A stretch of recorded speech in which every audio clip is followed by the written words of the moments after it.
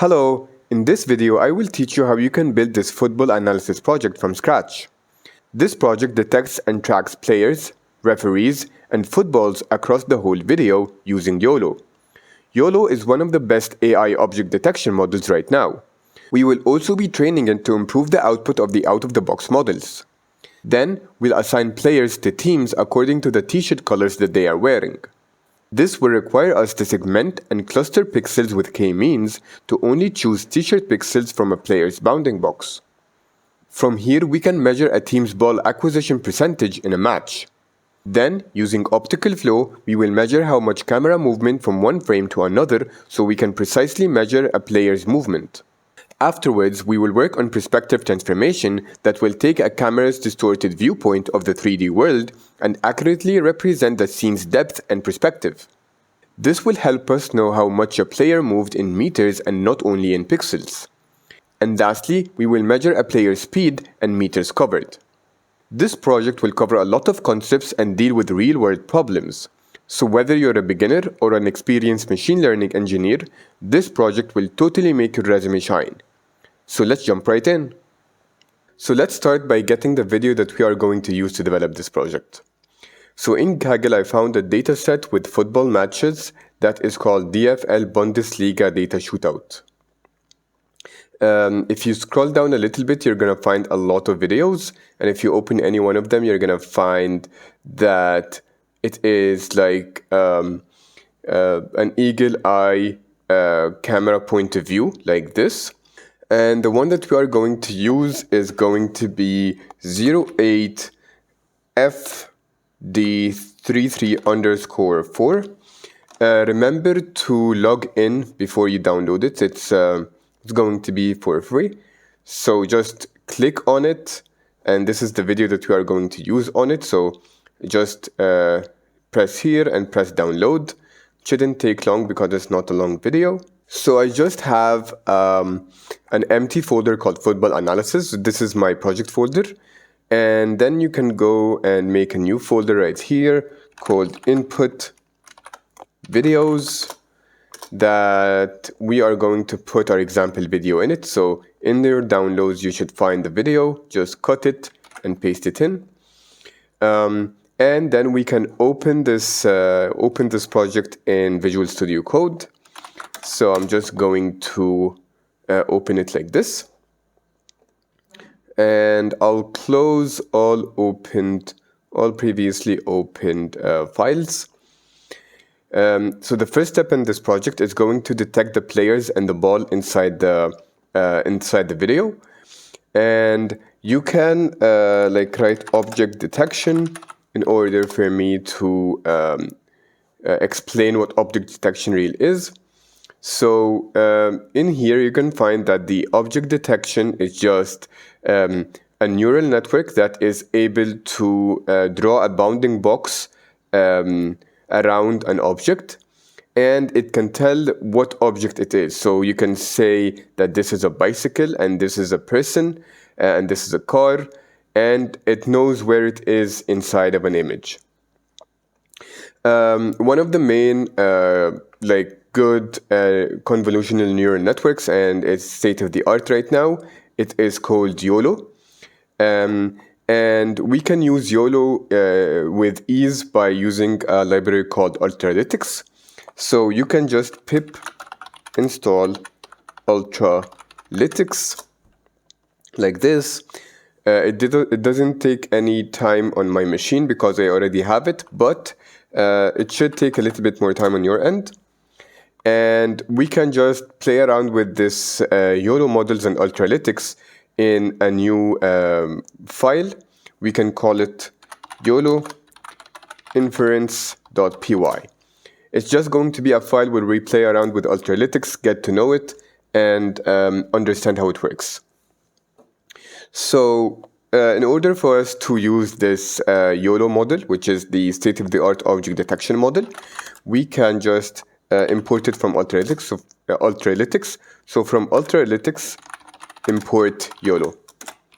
And to load the model, we can just write YOLO and then give it the model that we want. So we have YOLO like till V8, and V8 is the latest one that we can use conveniently. There is YOLO V9, but it's not convenient yet.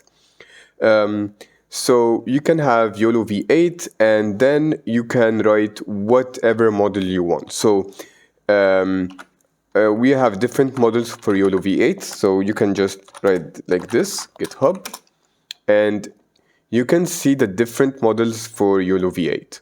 So you have YOLO V8 Nano, small, medium, large, and X. And like the difference between them is the number of parameters. So if you can see it, this is 3.2 million, this is 11 million. And of course, the higher the number of parameters, the higher the accuracy. So you can see that the accuracy is increasing, but also more computer resources are being consumed. So I have like a good amount of RAM. I don't have a GPU, but I do have good RAM and good CPU. So I'm going to use the YOLO V8X, which is the largest one, to have the best accuracy. If it doesn't work on your end, you can try the medium, you can try the small, and it should all have the same code. Now to run the model, it's going to be simple. We just run model, which is the YOLO model, dot predict, and then give it the path for the video. So you can write input videos / and then you can paste in the MP4 file. You can also specify that we want to save the results. So save equal true, and this save just saves a video, an output video of the results, and it's by default false because it returns the results back here, back to a variable, and this variable is going to have the detections in it. So but yeah, let's also put the results here and also have the save video equal true. Let me also show you what the results have. So we can just print results of 0, which is going to be the first frame, and then we can basically loop over the boxes in the first frame, and I'm going to show you what boxes is. So results dot boxes of 0 dot boxes, and then print box. And we can also have some sort of line in between so that we can understand which is which, and then we can just run it. So this is all to it for the object detection. This is how we do the inference for it. And the first time, it's not going to find the YOLO V8 model locally, so it's going to download it. But afterwards, it should find it locally, and it shouldn't download it again, so it will be a little bit faster. So yeah, after it downloads it, it will start predicting on the video, and it should take a little bit of time to predict on all the video, but let me show you the prediction outputs right now. So yeah, you can see that it is predicting on one video, and this video has 750 frames, and in the first frame it found 23 persons, 1 sports ball, and it did it in around 500 milliseconds. You can see that it's going to go through all the frames, and if you have a GPU, it will be way faster. But right now, I'm just going to cut the video and come back when it's finished. Okay, so now it's done. As you can see, we have the outputs for the boxes and output for the results, but we can go through it after we see the output video. So you can see that after you run the script, the model.predict, and when you save equal true, it automatically creates a new folder called runs, and inside it you're gonna find the output video. So we can open it from here. You can see it runs, then detect, then predict. So let me explain first the output that you see right here. So the output right here is consists of, for each object that the model is detecting, the output is basically two things. It's going to be the bounding box, which is the box around the object, which is this one, and then the class name and the confidence. But the class name already has the confidence, so it's going to be only two things as output. So the person right here, or the object, and here is, for example, the object is a sports ball. So the object is going to be an ID. The model is going to output a number, and we are going to map it to whatever number that was trained on. So, and I'll show you where we can get this map. And then we also have a bounding box. And this bounding box basically defines where in the image the object is. So this can be defined in multiple ways. We can define it as, let's choose a blue color first. We can define it as the center point, like this, like here. And it's going to be the X and Y coordinates, which is going to be this one and this one. So it's going to be the X and Y coordinates of on the image. And then we are going to put the width and the height. So it's going to be the width of the bounding box and then the height of the bounding box. Another way we can represent the bounding box is by those 2 points. This point at the top left and the point at the bottom right. So this is another way to represent a bounding box. We call this x1, y1, x2, y2. Those are different formats to represent the same bounding box. So you don't need to confuse yourself, but we are going to stick by this. It's going to be called XY format. This is this format for me, it's straightforward and it defines the bounding box positions. And we can also, when we draw it, we can just provide those XY positions and it will draw a bounding box instead of this one. So yeah, this is what object detection is. It's just detecting a convolutional neural network that detects bounding boxes and classes and class names and class IDs. So let's also see the results and then map what we see with the output of the results. So you can see here that it was running on all the frames first, and then I printed out the results. So the results here have first, it has boxes that we are going to print later on, and you can see that boxes is an object, and we will open it in a couple of seconds. Then we have key points and masks, but we are not using those because key points is for pose detection, which is detecting joints, and mask is for segmentation. So we're using neither of those, so it's going to be none. And then the names. Names is just going to map the ID of the user to the actual name. So 0 right here. So when the model predicts 0, it means person. So it goes in the frame and writes, instead of writing 0, it writes person, so that we can understand it basically. 1 bicycle, 2 car, and so on and so forth. You can see the whole 79 classes here. Then we have the original image in pixels. You can basically ignore that. and yeah, you have the save directory, and other statistics about the runtime. So yeah, you can ignore those basically. Then we have the bounding box. So this is one bounding box, and let's see what does it have. So first off, it has a CLS, which is a class ID. It is 0.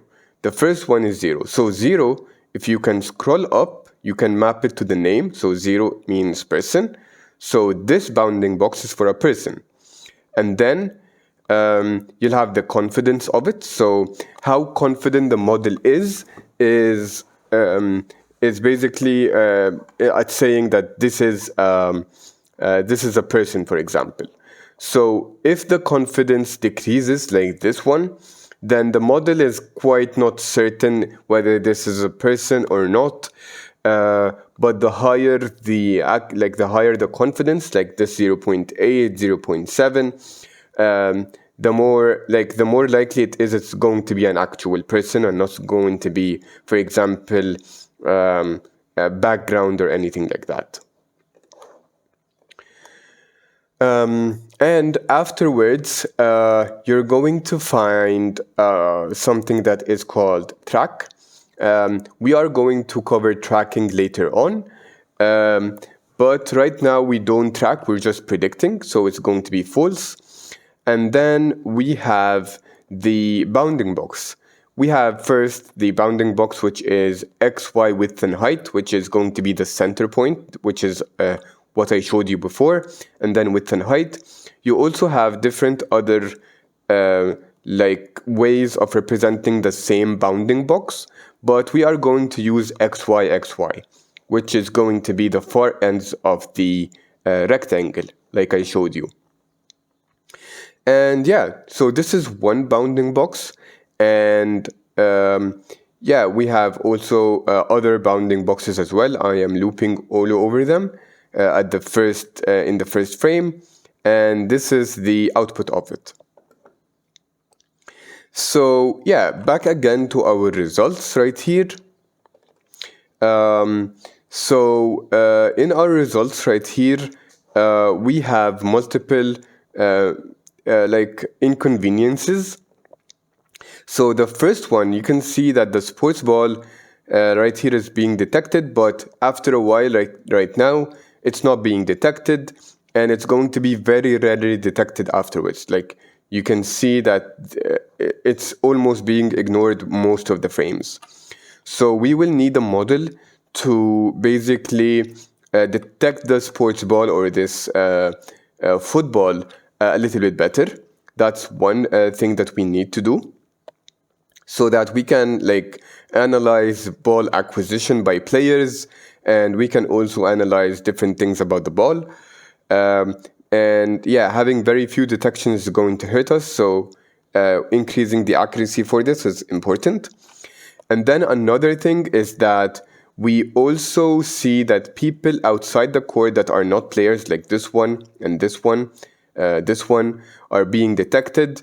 It's going to be good for us if the model out of the box can ignore them, so that we don't write code to detect the lines of the court and then ignore the people that are outside the lines. So yeah, if the model does do this for us automatically, it will save us a bunch of code. And also the referees right here. So for example, this is a referee that is wearing black, like this one. If the model can also differentiate between referees and players, that would be also awesome. I know that we can do it by hand, like we can see the color that the player is wearing, the person is wearing, and say if it's black, then this is a referee. But yeah, it's going to save us a little bit of code if the model can do this for us, basically. So for this, I have found a data set on RoboFlow, that is called Football Player Detection Image Dataset. And RoboFlow is basically a library, a Python library that you can use to download any dataset that you want, and also the website helps you to upload datasets and annotate them even. And yeah, so and it also provides you to download the dataset in different formats so that you don't have to deal with wrangling the data and putting it into different formats to accommodate different, let's say, models. So let's open one of the images of the dataset and see what we get. So we get the player right here. So all players are having a bounding box. The people outside the court are not being detected, like you see here.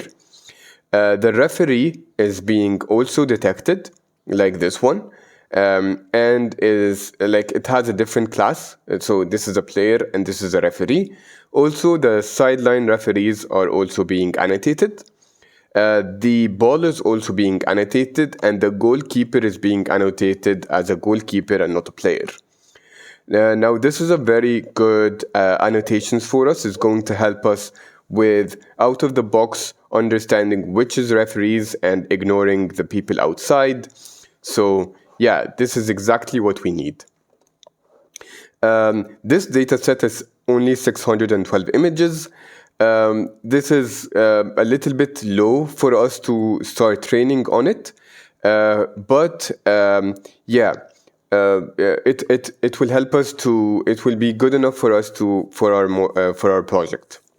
So yeah. So right now our task is to basically run a training trial on YOLO and fine tune it on this data set so that we can have this neat output. And before we proceed, you can also create an account with RoboFlow so that we can download this later. So in order for us to start training the model, we can create a new folder called training, like this, and we can train it in a notebook. You can write football training YOLO v5 .ipynb. ipynb is going to make it as a notebook, and I chose YOLO v5 because it's going to have, like, it has the best out-of-the-box accuracy at detecting the ball, which is the main issue that we have. So the first thing is that if you didn't install Ultralytics, we can just pip install Ultralytics right here. And you can also pip install RoboFlow, which is the library that we are going to use to install to download our dataset. RoboFlow. Afterwards, we can get the dataset. So you can get dataset, and then we can, just to get the dataset, we can open up RoboFlow, click on YOLO v5 because this is the model that we are going to use. Make sure that show download code is being checked, then press continue. And then you are presented with a code snippet to download the code automatically for you. So you're going to have an API key. So I am going to blur mine, but yeah, your API key is going to be different than mine. So you can just paste it in like that, and we can remove the first line because we already installed it. And yeah, we can now run this.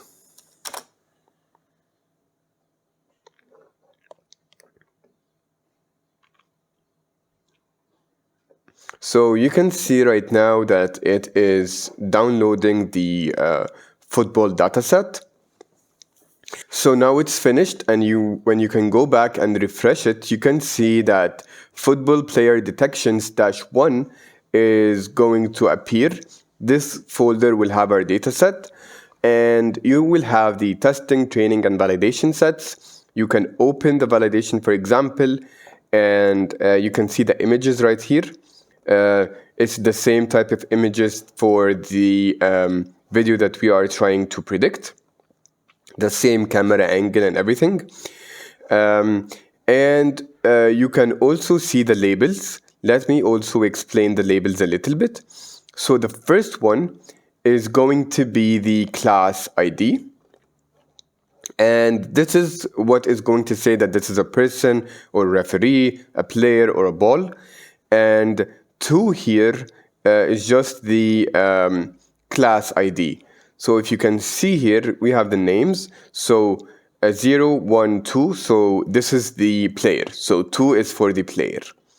Then it is followed by the bounding box.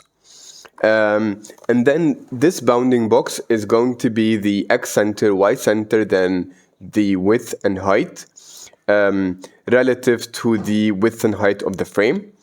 So 0.32 is just like, it's telling you that it's almost 32% of the way of the width of the frame.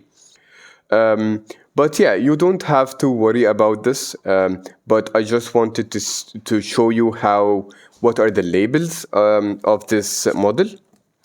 And as you can see, it's just the bounding box and the class name. Now you can close it. And you also have this data.yaml that is very important at telling you what are the class names and where the images are. So you can also close this. And yeah, right now you have the dataset right here. So you can have the dataset.location, for example, and it will tell you where this dataset resides in our local machine. One more thing before we proceed with this is that we need to move this dataset into another folder with the same name. So football players detection -1, we need to put it in also another folder called football players detections -1 and put the test training and validation sets there. This is what the training code expects, and it crashes without it. So right now we just need to do this simple step.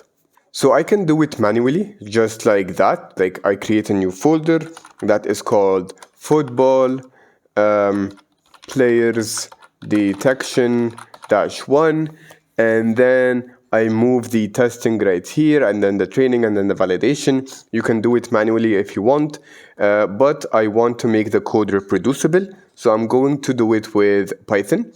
So what I'm going to do is just import a library called Shuttle. Shuttle helps us to move and copy files and folders in our machine using Python. So we can have shuttle.move,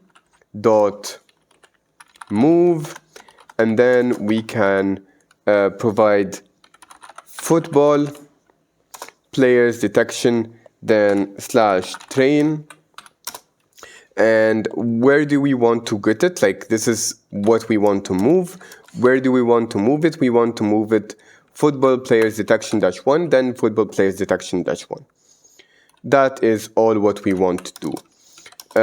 Again, this is just a requirement for the training code for Ultralytics. So I'm going to do the same thing for the test and the same thing for the validation, like that.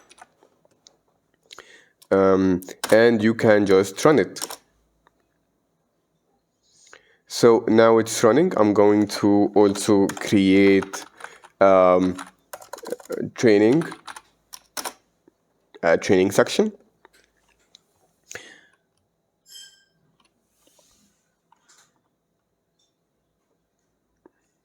So now it's done.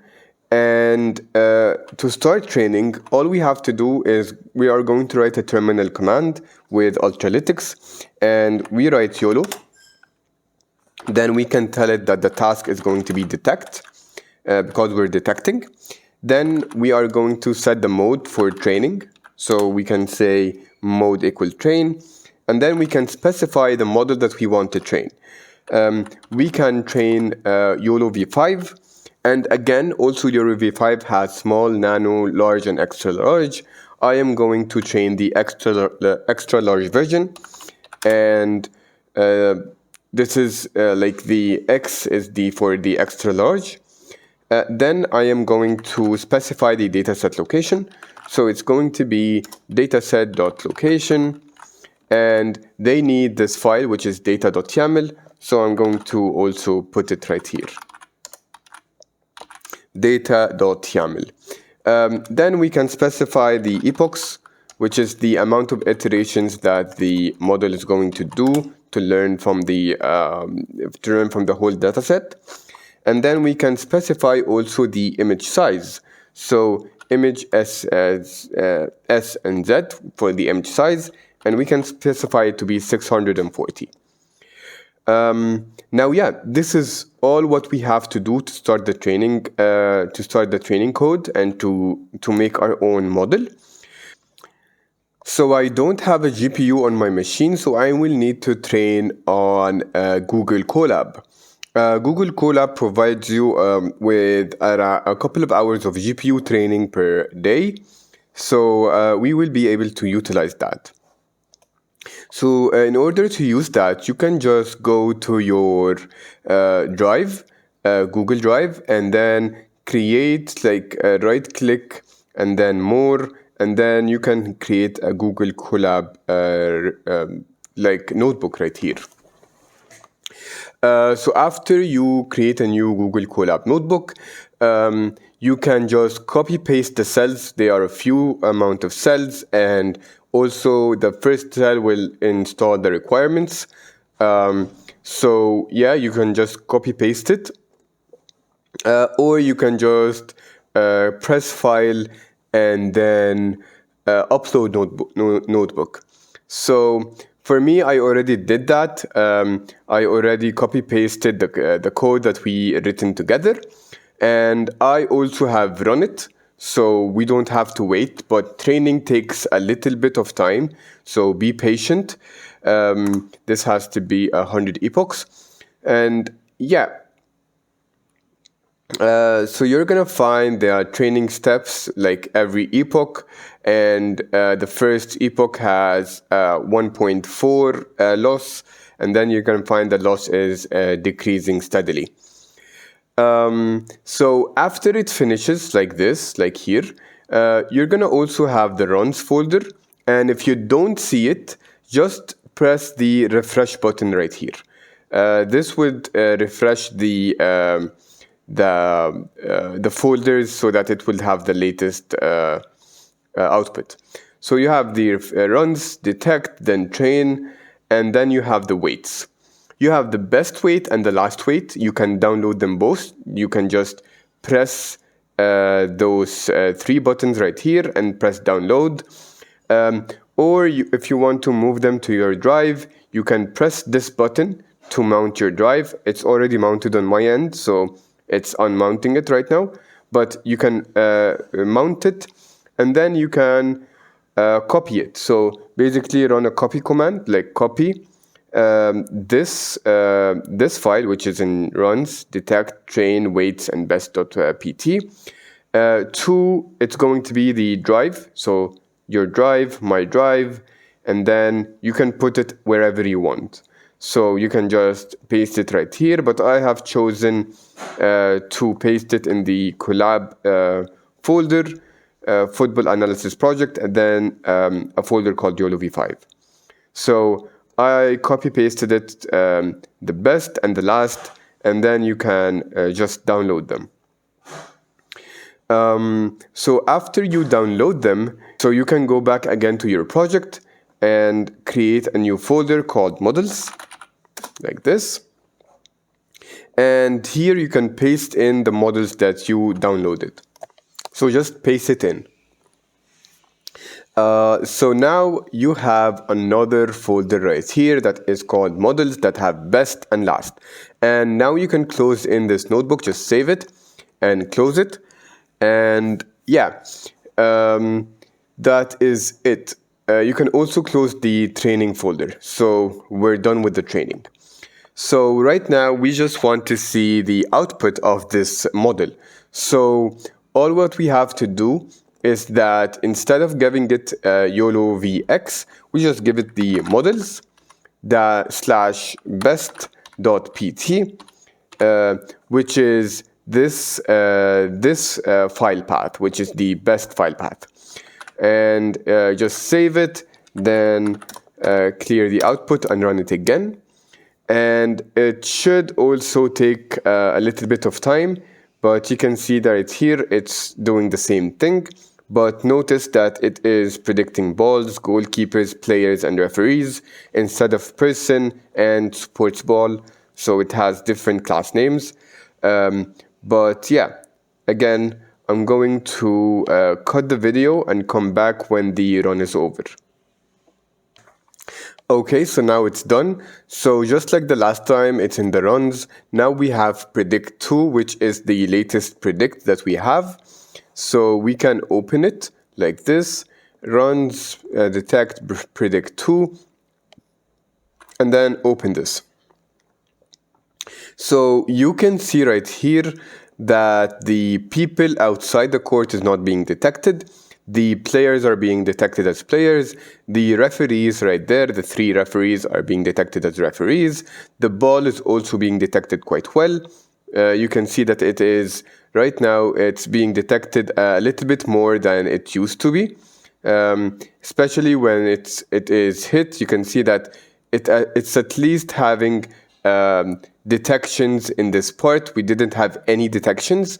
And yeah, so yeah, this is how you can use your model for like the fine-tuned model for predictions. And just like the model that we have, we also have the bounding boxes and the results just in the same format, like nothing has changed. And currently right now, we just want to write code to make the annotations on the video a little bit neater. I used to have circles like below the players so that we don't have those clunky bounding boxes and annotations. And we had also triangles for the ball instead of this clunky one. Because there's a lot happening in this frame and in the video, having like this type of annotation is going to overlay a lot of things. So for example, this player we can't see it, like we can't see from the annotations the referee and the players, and it would be better for us to have the different type of annotations. I showed you the annotations at the beginning of the video, but let me also show you what I mean. So this is what I mean. Instead of having those bounding boxes, we just have circles, but it's going to represent the same thing. And instead of having a bounding box on a ball, we just have a triangle on top of it. So this is just what I mean right here. You can see that you can see a lot better, and you can see players a lot better. So we're going to do those annotations next. So here right now we're just going to close YOLO inference. Now we know how Ultralytics works and how YOLO works. So we can do a main.py. And we can then define main and then print hello world. And we can also have if name equal main, and then we call the main. So this is just a hello world application that we are going to build on top of. And yeah, you can see the hello world is being done. So the first step in like doing this and creating this project, we can create a new folder called utils. And inside of it, we can create a video utils.py. This video utils is going to have the utilities to read in the video and save the video. And in order for us to do that, we are going to use a library called CV2. Now, CV2, you can open it like here, OpenCV, and you can just pip install, and you will have the pip install command to install OpenCV. I already have it, but it is just straightforward as copying and pasting it in the terminal. So we now have we now want to have a function called read video. This video is going to take in a video path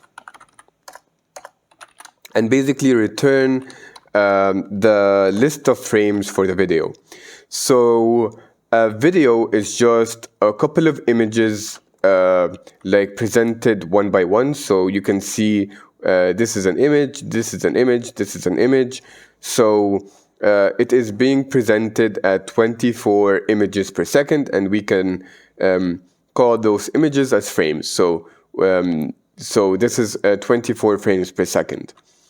And in order for us to read in the video, we can create a video capture object with CV2. And I am going to take in the predicted code from GitHub Copilot. So those predictions were from GitHub Copilot, if someone asks. So it's video capture, then it initializes an empty list of frames. Then it loops over while true. It loops over it and it reads in the next frame. So it reads in the next frame, puts it right here, and it also returns a flag, whether there is actually a frame or the video has ended. So if it is if it is false, then the video has ended and we should break out of this loop. But if it's true, then we can just append the frame to the list of frames and then return it. So this is just the list of frames for the video. And while we're at it, let's also define the save video function. So save video, and it takes the output video frames, which is going to be also a list of frames, but it's also going to take an output video path. And for this, we are going to also maybe take in the same like the GitHub Copilot recommendations, but we are going to change it a little bit. So the first thing is we define an output format, and it's going to be an xvid.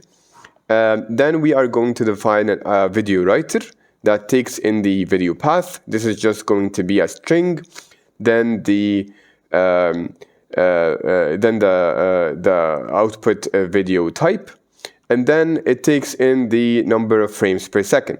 Right now it's going to be 24 frames per second. Then it's going to take in the output like the frame width and the frame height.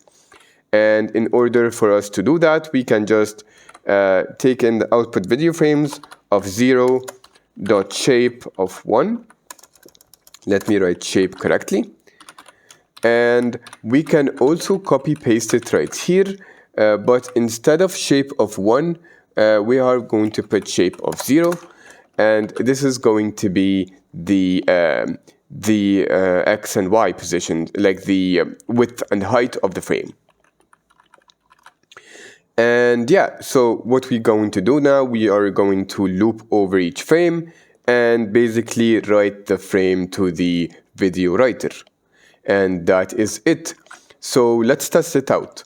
So in the main, we can before going to the main, we can just in the utils create a new file called init.py, and this init exposes functions from inside the utils to outside the utils. So right here you can write from dot video utils import read video and save video, and here you can just write from utils import read video and save video. Now let's read in the video. So we can just read video, and we are going to have video frames, which is equal to read video, and we are going to give it the path of the video that we want, which is going to be input videos slash, and then you can copy paste this like MP4 file, the name of it. So right like this. So input videos and then the MP4 file. And let's also save the video so we can know that it's working or not. So we can save video, and then we can also save video, give it the video frames, and then output video, and call it output.avi, output video.avi. And yeah, this is it. So before running, just create the folder that is called output videos. So output videos, and then you can run it. It shouldn't take long to just read and write the video. So it should be a second or two. Yeah, that is it. And you can open up the output videos like this and open it, and you're gonna find the same video being outputted again. So yeah, nothing special here, but now we know that the read video and the save videos are working correctly. So now what we want to do is we just want to write our detection and tracking. And before we can proceed, I can explain what tracking is. So, for example, in this video, you're gonna find that you like in the output videos you have bounding boxes like this one. So like this around the object. So every object has bounding boxes like this, and this is the current frame. So this is the current frame, and the bounding box is just x, y, then x, then x, y. It's just going to be a number, a number, a number, a number. And you are also going to have whether this is a person or not. But yeah, this is going to be it for the detection. And you are going to have the same output, like the same output format for this also. So it's going to be x, y, x, y, and it's going to be a person. The problem now is that in the next frame, so if you go out and go to the next frame like this frame, and you try now to predict the output. So let's also have it now in red. So you have those bounding boxes right now, and the previous bounding boxes were right there, like this.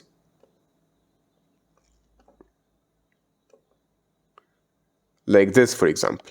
So the blue ones are the bounding boxes that I drew in the frame before, and the red bounding boxes are the current bounding boxes.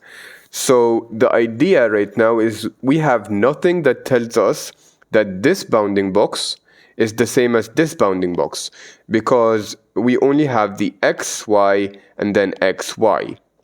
Nothing is telling us that this bounding box is the same as this bounding box.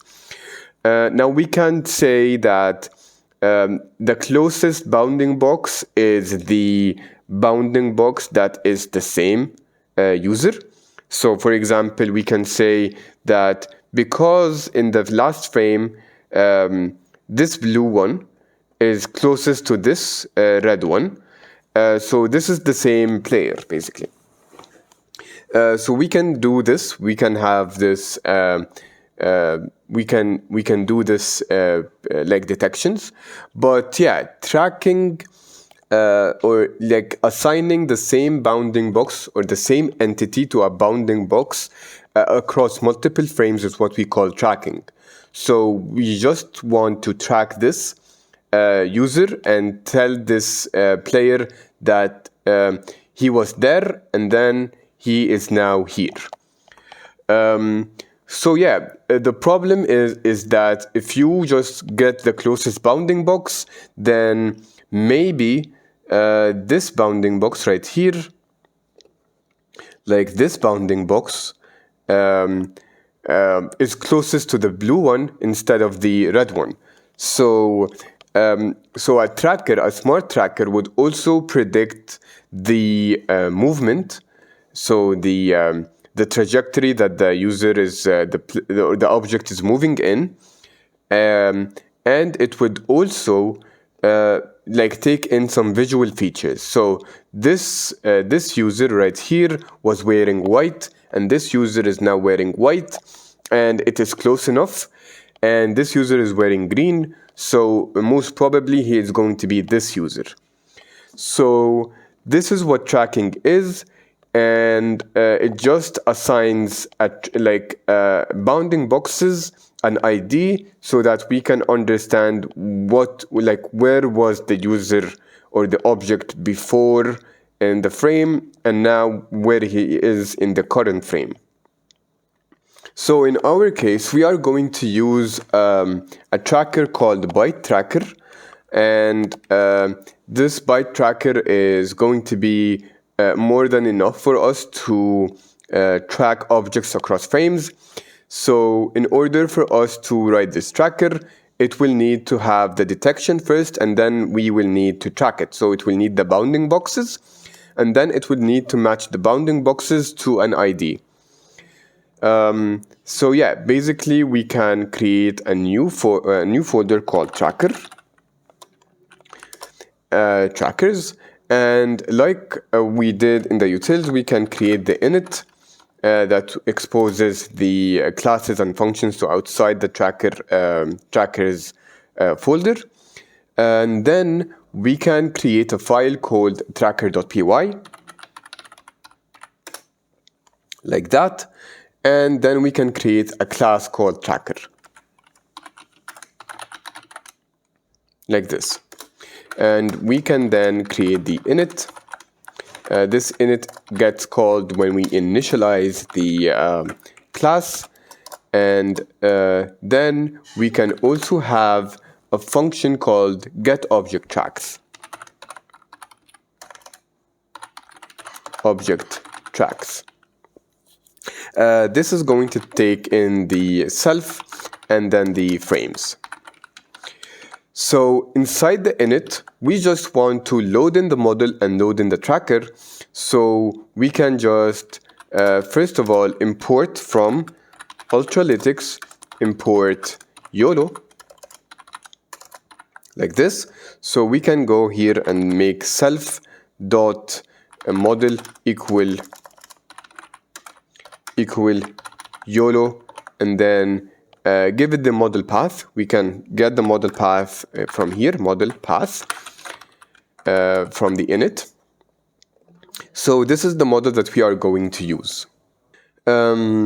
So right now we just want to get the detections first, and then from the detections we can get the tracking.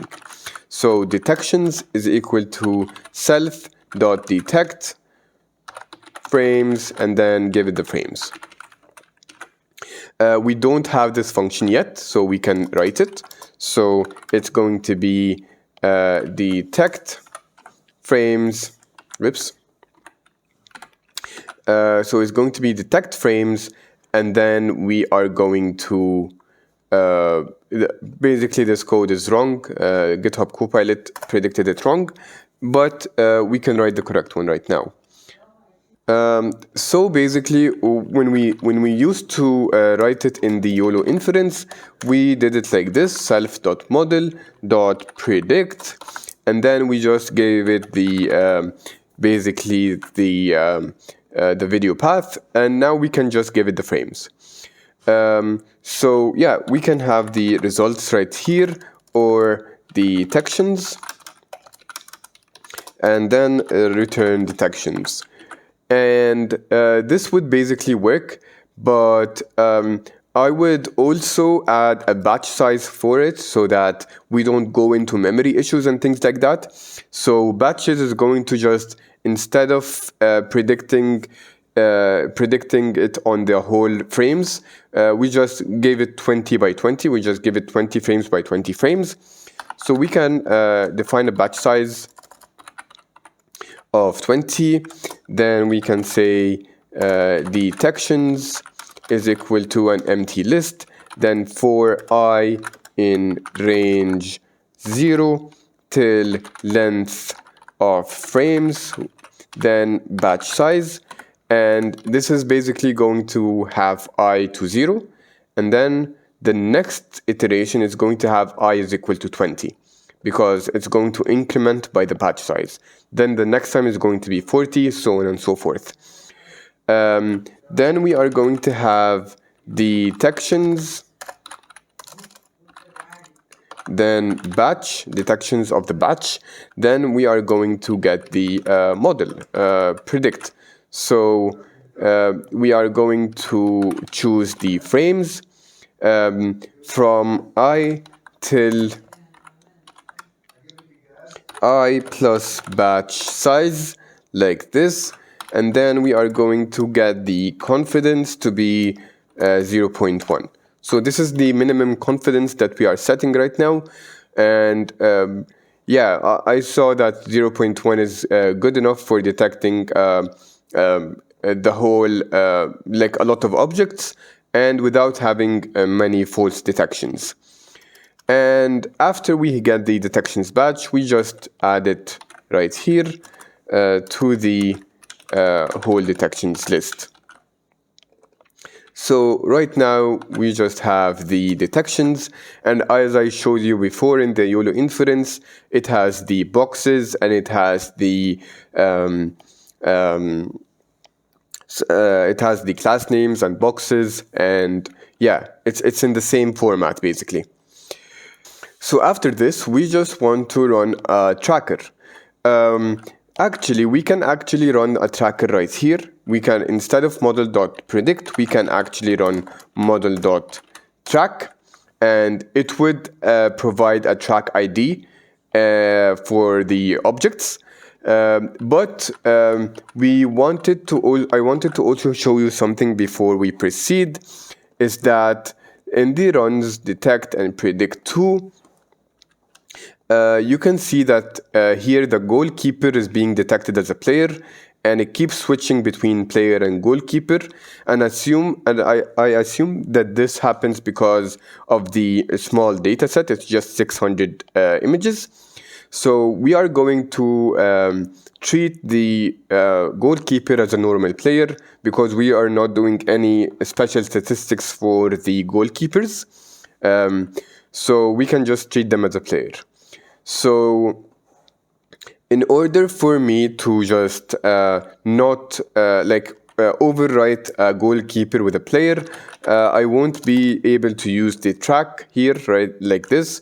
I'm going to use the predict, and then override the goalkeeper with the player, and then run the tracker on it. So in order for us to run a tracker after the detections, we are going to use a library called supervision. So import supervision as SV, and this will have the tracker. So like I said, we are going to use the byte tracker. So we can have the tracker is equal to sv.byte tracker, byte track, like this. And this is the tracker that we are going to use.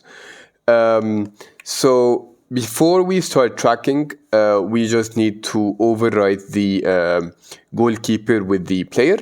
So let's do that right now. So for frame num and detection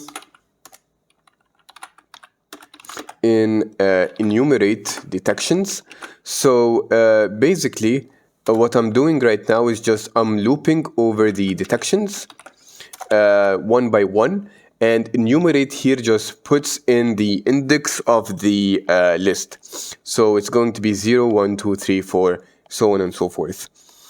Then what we are going to do is we are going to take the class names like this, and it's going to take detections.names, and we can also have the class names like this and inversed. So if you saw it before, like when I showed you, this was like this was like 0 was a person, then 1 was a goalkeeper, and whatever, so on and so forth. This was the format of it, and I want the inverse of it, so I want to have person, then it maps to 0, and ball maps to, for example, 2, and so on and so forth. This is just going to be a little bit convenient for us to know which is which quite easily without having to search anything. So in order for me to do that, I'm just going to get for k and v, which is key and value, in class names dot items, and I am just going to switch them. Instead of key and value, I'm just going to put the value as the key and the key as the value, like this. Then what we want to do is that we want to convert the detection to supervision detections, supervision format, supervision detection format. And the way that we are going to use that is that we're going to write the detection supervision is equal to SV detections from ultralytics. And then we are going to provide the detection like this. Now I can show you what the detection has. So I can just do like this right here. And in order for me to not run on all the frames, I am just going to break here, like break here, like this. And we are going to remove the break when we are ready to run on all the frames. So right now, I just want to expose this and show you the supervision format. So in the init, in the trackers, I'm going to write the from trackers tracker import tracker like this. And then we can write from trackers here, which is this folder, import tracker like this. So yeah, so we can so first we can initialize the tracker, and after initializing it we can run the prediction on it. So let's initialize tracker, and then we can write tracker is equal to tracker, and we can give it the model path, which is models/best.pt. And then we just want to run the tracker.getObject. So we can get tracks, tracker.getObject tracks, and provide video frames. And yeah, that would be it. So let us clear the output, then run again. And you should see the detections supervision in supervision format. So here it is, the supervision format. It is in a loop, so it will keep on repeating, but I will take only the last frame and show you guys. So detections is going to be in XY format, and it's going to be a bounding box, which is going to be starting from pixel 500, 300, 539 and 701 till 600 and 700. And each one of those is going to be a different bounding box with a different object. Afterwards, we have mask, which is not going to be used. Also confidence, which we're not going to need. And then we have the class IDs. So for example, 2 here means that the first object is going to be 2. And I can print out the class names as well, so that we can see what is 2 basically. So whether 2 is going to be a person or a goalkeeper, a player, or a ball. But each bounding box right here has its corresponding class ID, 3, 2, 1, and 0. And this is the supervision format. Let me now also print to you the class names, right, like here. And yeah, let me also break so that we don't need to print out all this. Again, it ran, and you can see the whole list of the classes. So right here, you can see that 0 is ball, 1 is goalkeeper, 2 is player, and 3 is referee. And you can simply say that 2 here, which is the first bounding box, is a player. And 3 here, which is the second bounding box, is going to be a referee. So on and so forth. And you can see that this is the class name, which is 0 and ball, and class name inverse is going to be ball as key, and then 0 as value. So let's now convert the goalkeeper to a normal player. And what we are going to do here is that every time we see 1 right here in the output, right now we have this one, we are going to switch it with a 2. So this is what we are going to do. So convert, and we are switching it with a 2 because it's the player ID. So convert goalkeeper to player object, and for object index in and class ID in enumerate, and it's going to be the detections supervision, like this, dot class ID, like that. So we can check if the CLS class names of class ID is equal to goalkeeper, like that. So basically I'm checking if this what we're looping over, so we're looping over this. So if I'm checking that 2 is going to be the class name of goalkeeper, then I'm going to switch it. But right now we also only have this, so we're going to run it. So give me a minute. So here we are going to run the detections supervision dot class ID of object index. Then it's going to be class names inverse of person, and this is going to return 2.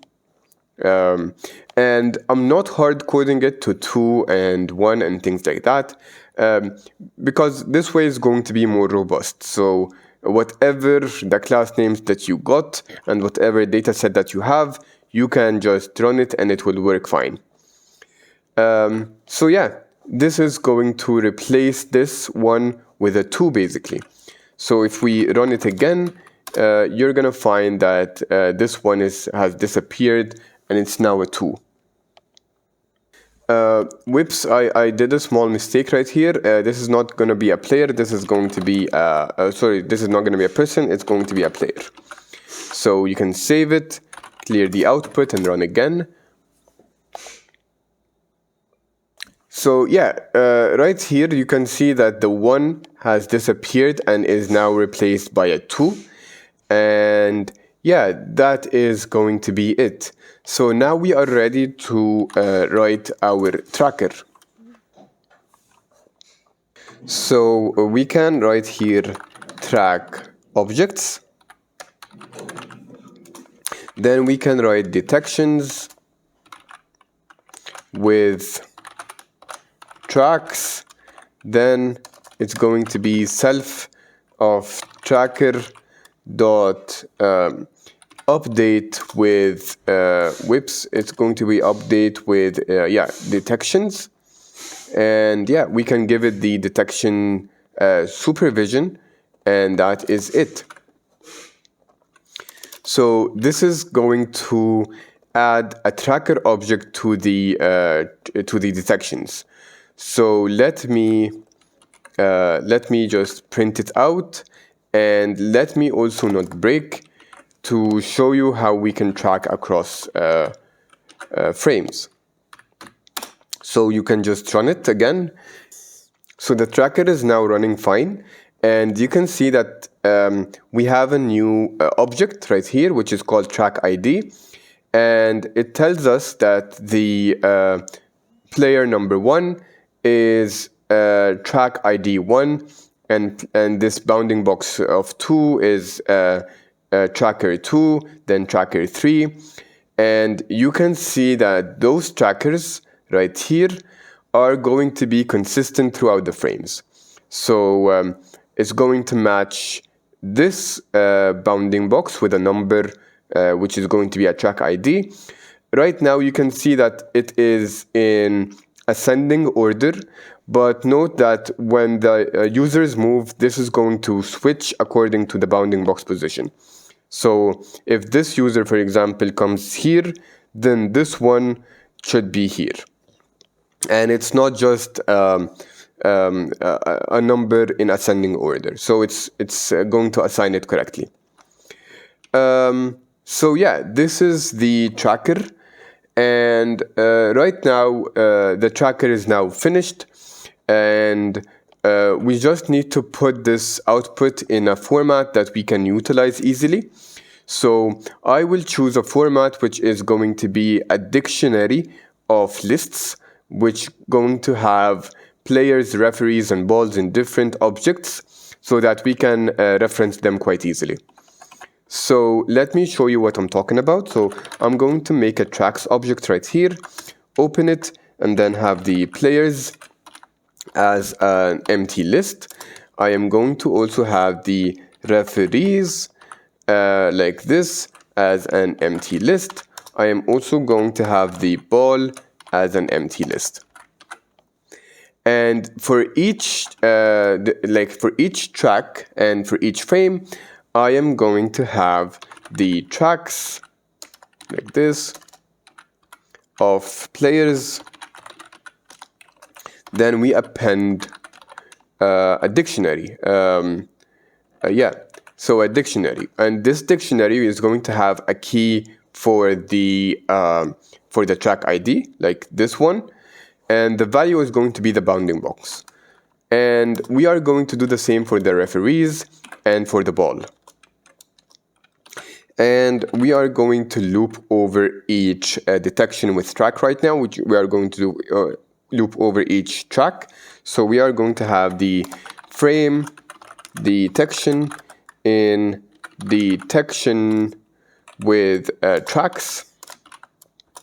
Then we are going to extract the bounding box, which is going to be frame detection dot frame detection of 0 dot to list of 0, because the first one is detections, so this is the 0. Then we have 1 mask, then 2 confidence, then 3 is going to be the class ID. So we can have here the class ID, which is going to be the frame detections of 3. like this. And we are also having a track ID. We want to get the track ID. So the track ID is just after the class ID, and it's going to be the frame detections of 4, like this. Now we just want to add add tracking for the players and referees, but not for the ball. The ball is just going to be one ball, so no need to track it. Just the bounding box is going to be enough. And yeah, we just know that the bounding box is the same. It's only one across frames, so we don't need to do it. So we can simply say if class ID is equal to class names inverse of player, like this, then we just get the tracker. So tracks of players of frame number of then track ID. This frame number is going to be the list index. So right now it's going to be 0 because right now we only have 1. If we are looping over it one by one. So this is for the frame number 0. This is going to be 0. Then the track ID, which is going to be one of those. One of those.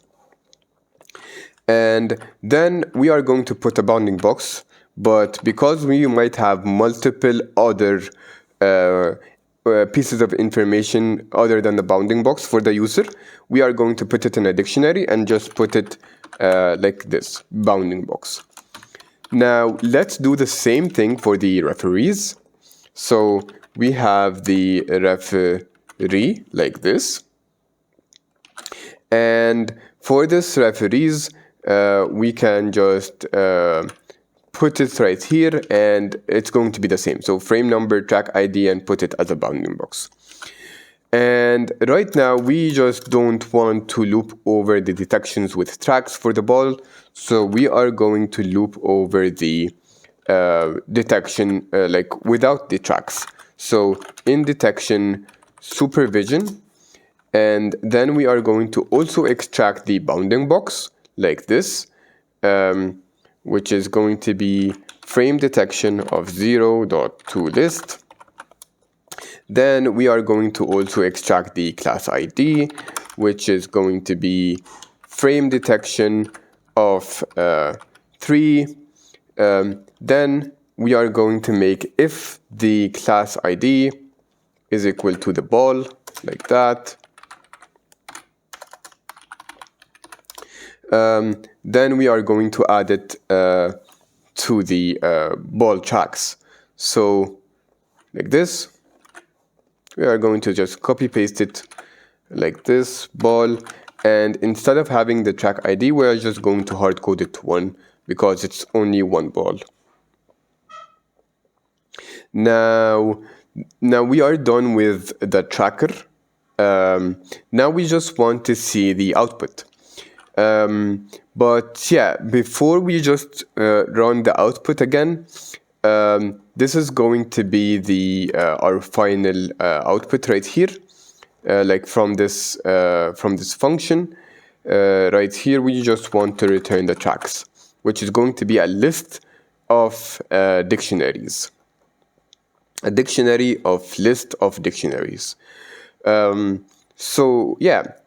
Let me also tell you again what's inside of it. So this is going to have for each frame, so this frame number, like let's say that this is going to be number 1, like it's going to be this, then it's going to also have the same for track ID 1, like this, and then it's going to also have track ID 2 like this, or maybe 21, no problem.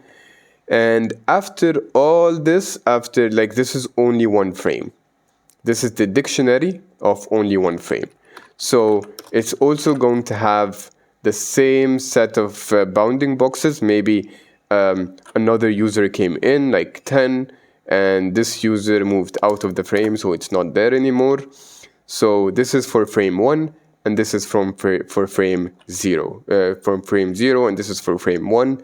And it's going to be so on and so forth till we finish the frames. So yeah, this is going to be the output. Right now we run the detections and then the tracker, but I would like to also save the results so that we don't need to, when developing, we don't need to run it and wait for like 10 minutes for it to finish. So I would save this tracks object as a pickle file after we finish, and if I found it, I just can read it and not run the whole thing again. So let's also add another parameter right here, which is called read from stub, which is going to be false by default, which is going to make us run this from scratch. And then we can have the stop path. Stop path is going to be just the output of it. So the tracks. So basically, what we want to do is that we want to see if the stop path is not none. Then we can just save it. So we'll save it with the pickle. So we can just import pickle right here, like this. And then we can just say with open stop path, then write bytes as f. Then we can pickle dump the tracks. So we're going to save it right here. So yeah, this is how we are going to save it. And let's also put here the reading. And the first time that we run it, it's probably not going to read it because it's not there.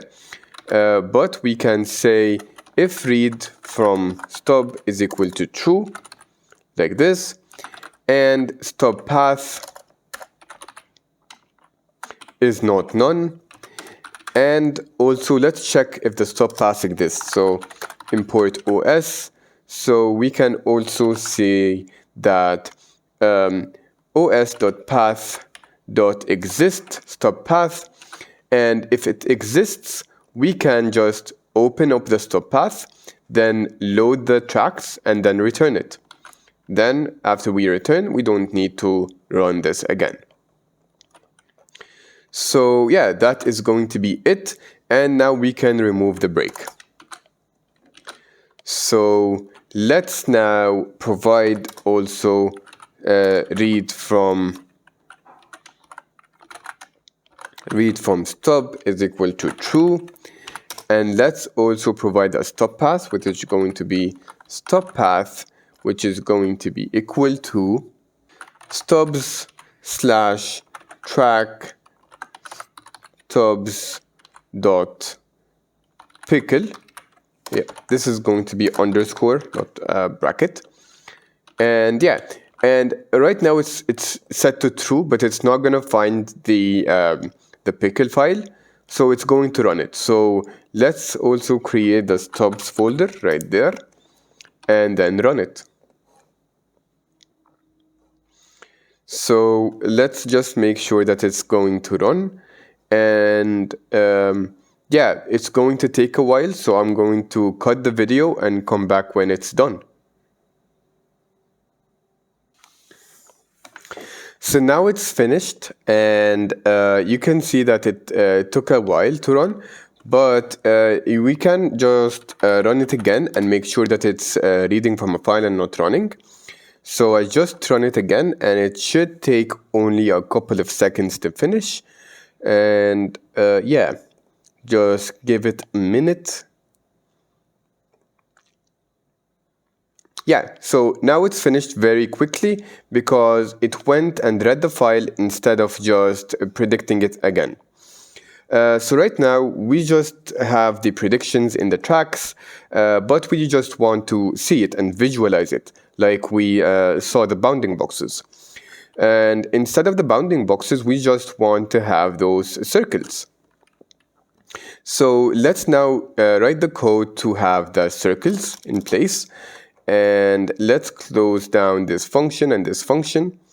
And let's now write define draw annotations, and it's going to take in self video frames, and it's going to also take the tracks. Then it will have the output video frames, and this is going to be the video frames after drawing the output on. Then we are going to run the loop over each frame. So we can have frame number, then frame, and enumerate like this, then video frames, and then we can start the drawing process. First thing, we can copy it, frame.copy, so that we do not pollute the video frames that are coming in. We can just copy it right here so that the original list is not drawn on.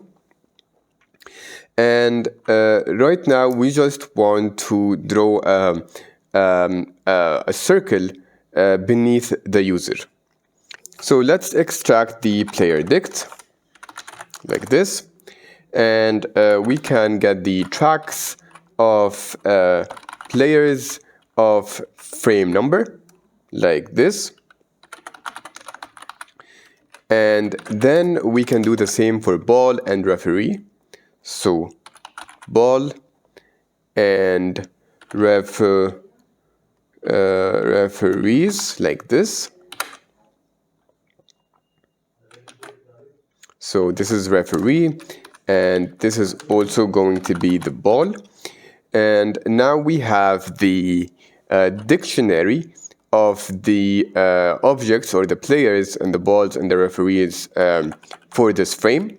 So we can start by drawing players, basically.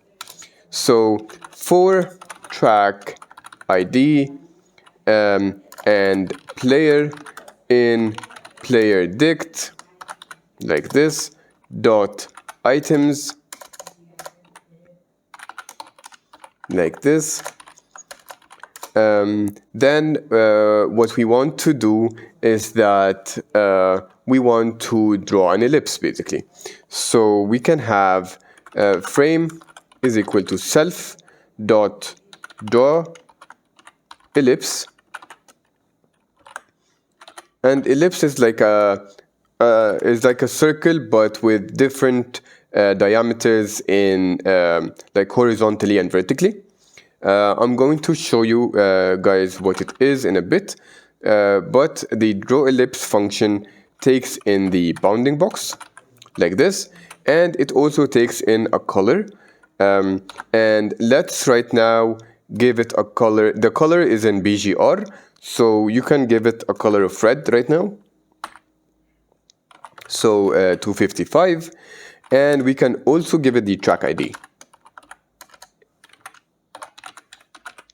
So like this. So this is the draw ellipse, but we don't have it, so we need to write it. So we can define it. So define draw ellipse, then it takes self, then frame, then bounding box, then color, and then track ID, which is that is correct. And then we want it to be put at the bottom, like at the bottom of the bounding box, which is the Y2. Y2 is at the bottom, so we can just do it like this, BB box of 3, and we cast it to an integer. We also want to have it to be centered, like at the middle of the X. So we want the center of the circle to be the center of the bounding box, x-wise at least. So we can go to utils and we can create a new file called bbboxutils.py.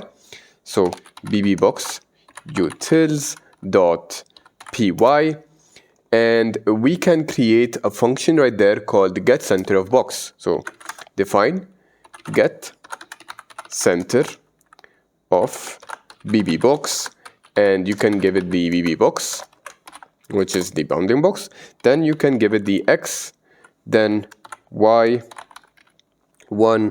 x2, y2, and you can have it as the BB box right there. Then we just want to have the center of it. So you can just do it like this. This is going to be the center of x, and this is going to be the center of y.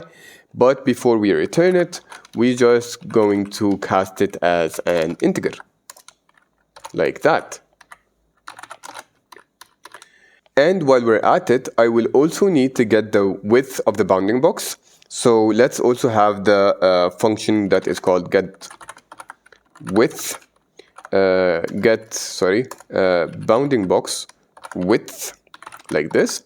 That is going to take a bounding box and it's going to return its width. So return bbbox of 2 minus bbbox of 0, which is going to be x2 minus x1. This is going to be basically it. So let's expose those functions outside the utils from dot bbbox utils import get center of bounding box and get bounding box width. We can then go to tracker, and then we can import sys, then sys.path.append. Then we can go one folder before it, so we can go to this folder, and we can, from now, we can just import, actually, from utils, import get center of bounding box and get bounding box width. I think I misspelled width, maybe, so let me just go and fix it. So right here it's width, and also in the bounding box right here it's called width. So yeah, now that we're done with that, we can continue with writing the draw ellipse function. So right now we just want to get the x center of the bounding box. So it returns x center and y center of the get center of bounding box function. But we are not using the y center anymore. So let's use the x center. Because the y, we're getting it as the bottom y, not the center y. Then we want also the width. And the width here is going to help us to be one of the radiuses of the ellipse. So get bounding box width, like this. And let's draw the ellipse. So we are going to draw the ellipse with the CV2 function. We did not import CV2, so let's import it first. Then CV2 ellipse, then give it the frame, give it the center, which is going to be x center and y2. Then give it the axis, and axis here is going to be just like the radius of a circle, but since an ellipse has 2, then we will need to provide 2. So let me show you what I'm talking about.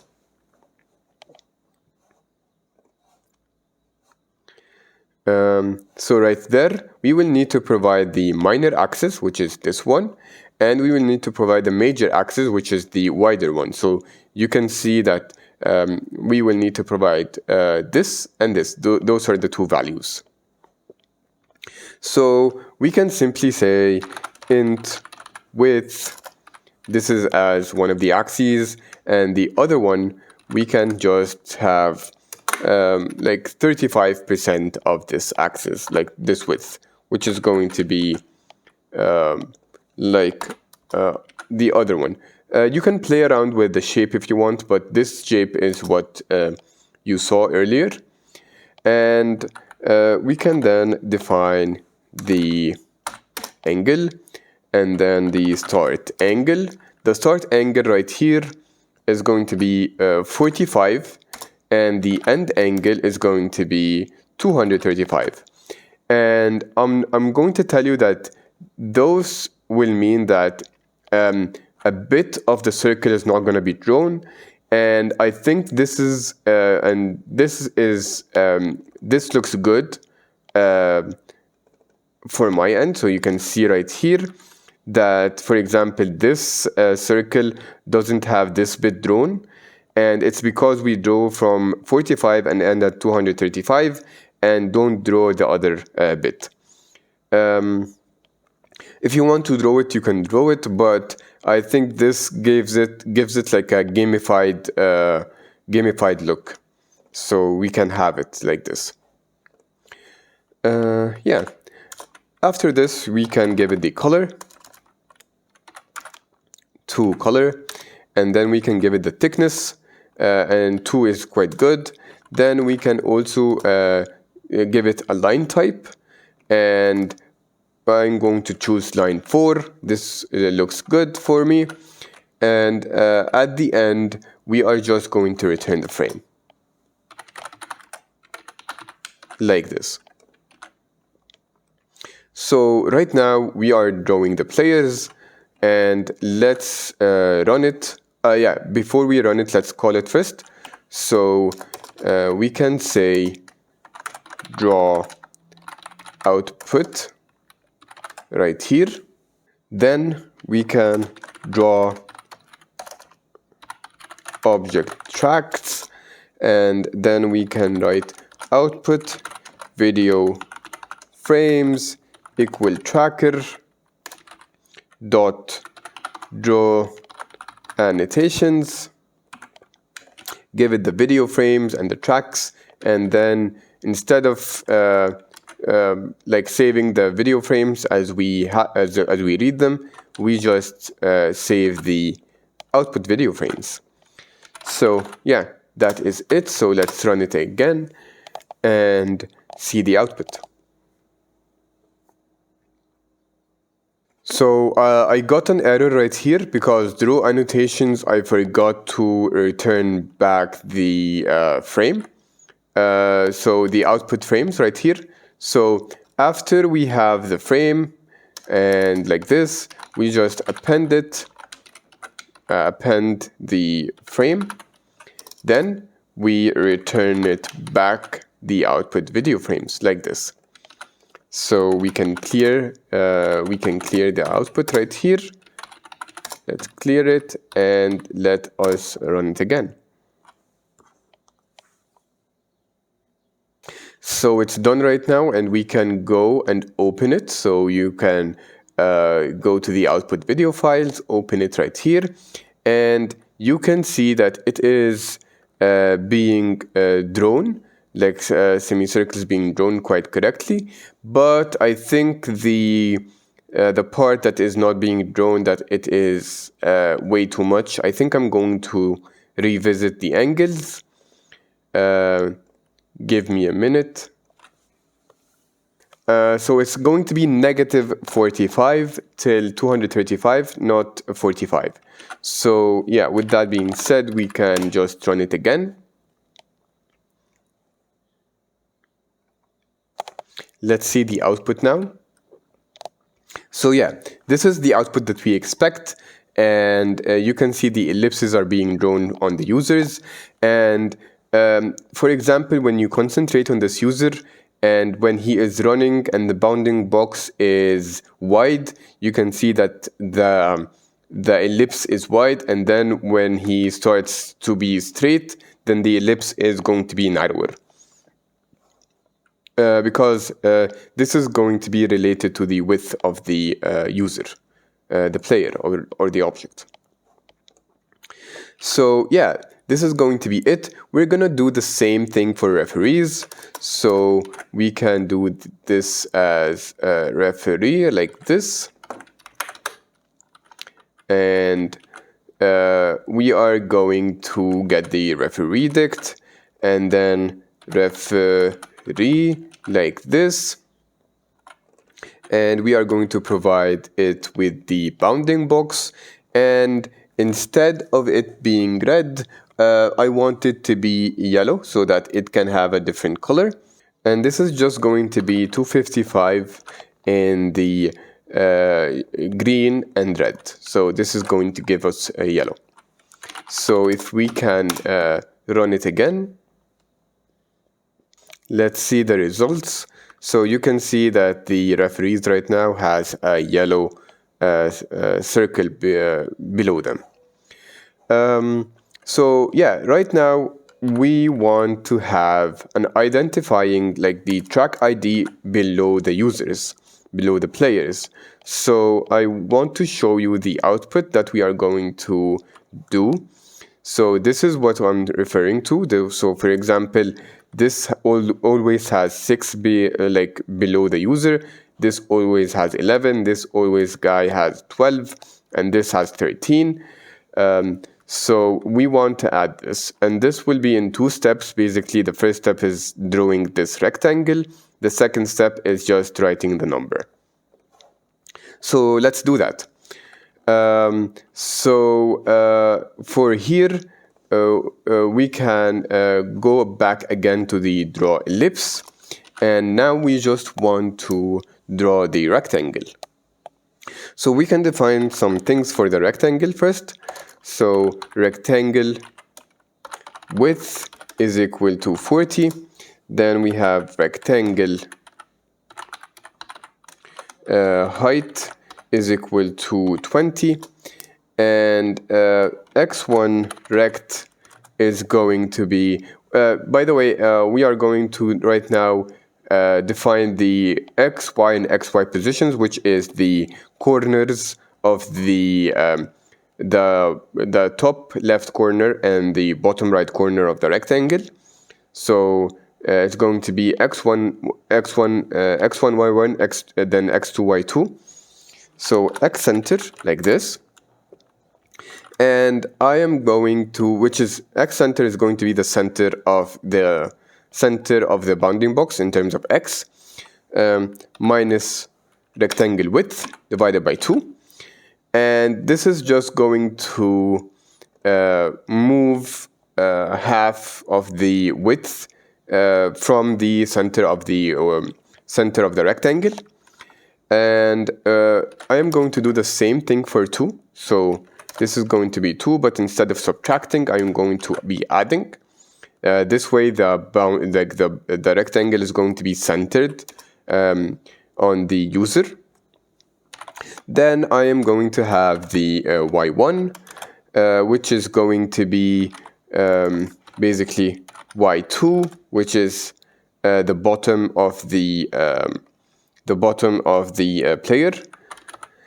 Then I am going to get the rectangle height, then divided it by 2 and plus 15, which is just a random buffer. I am going to do the same thing with y2, but instead of subtracting, I am going to be adding.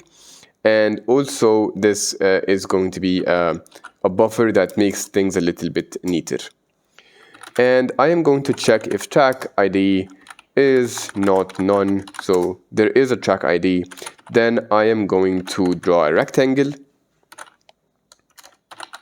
like this. And I am going to give it the frame. Then give it the x1 rect, then x2 rect. We can just make sure that those are ints, like this. I think they are, but yeah, we can just make sure about that.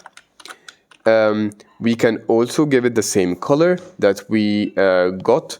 And this -1 is going to be, we can replace it with cv2.filled, which is going to make the rectangle filled.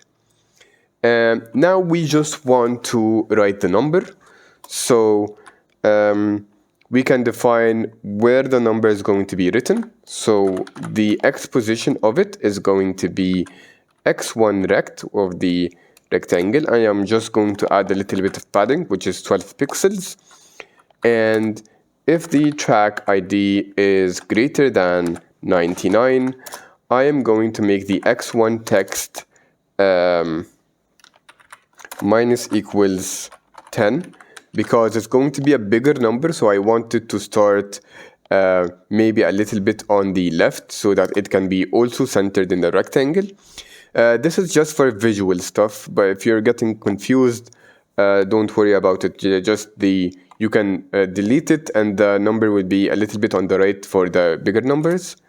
So in order for us to put the text, we just write put text, then give it the frame, then give it what to write. So I am going to give it that it's going to be the track ID, like this. And then we are also going to give it the position. So it's going to be x1 text, like the one that we defined here. Then it's going to be y1 rectangle, then plus 15, which is going to be also some padding. Afterwards, we are going to define the font size, like the font type. And I think Hershey Simplex is quite nice. And we can then define the font size, which is going to be 0.6, like this. And let's also define the color. It's going to be black so that we can see it quite easily. And then the thickness, we can make it 2. And then we return back the same frame. So with that being done, we can run again and see the results.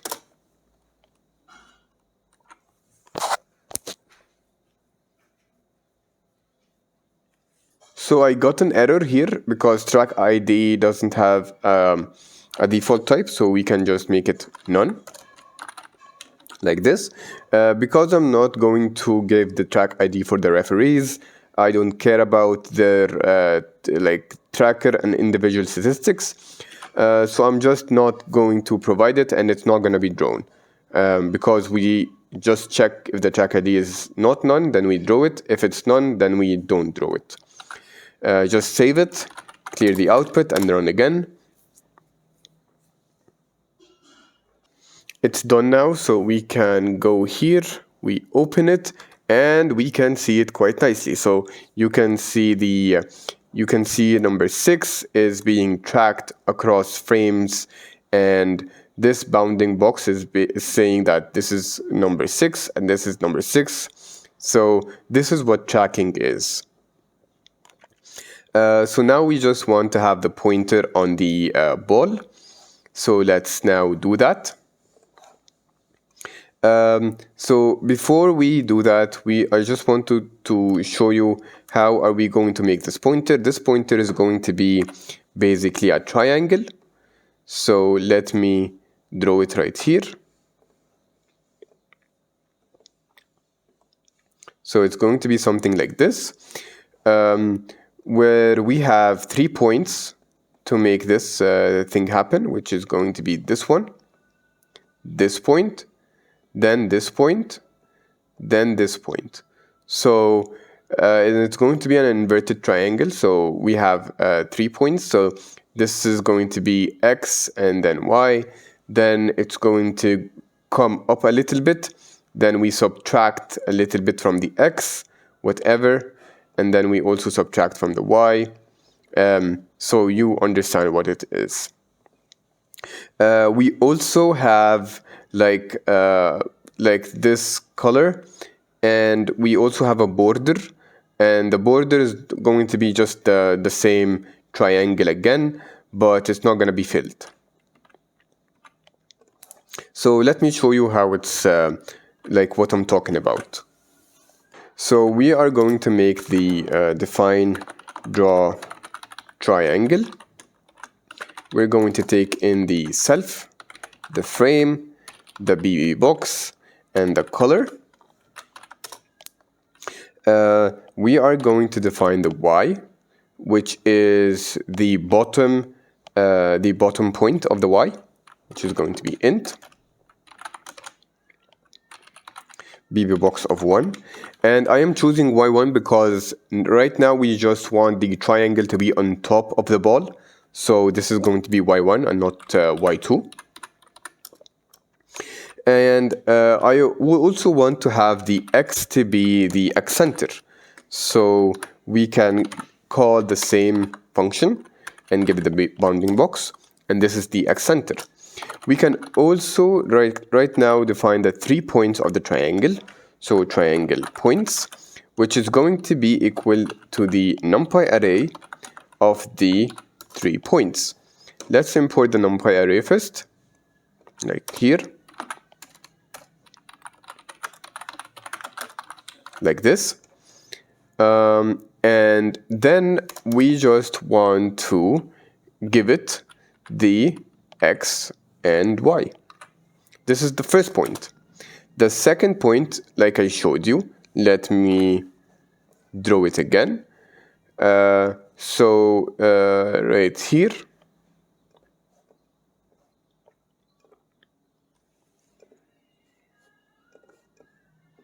this, like this. So this is going to be x and y. Let me try and write it like this. And this is going to be x minus 10 and y minus 20.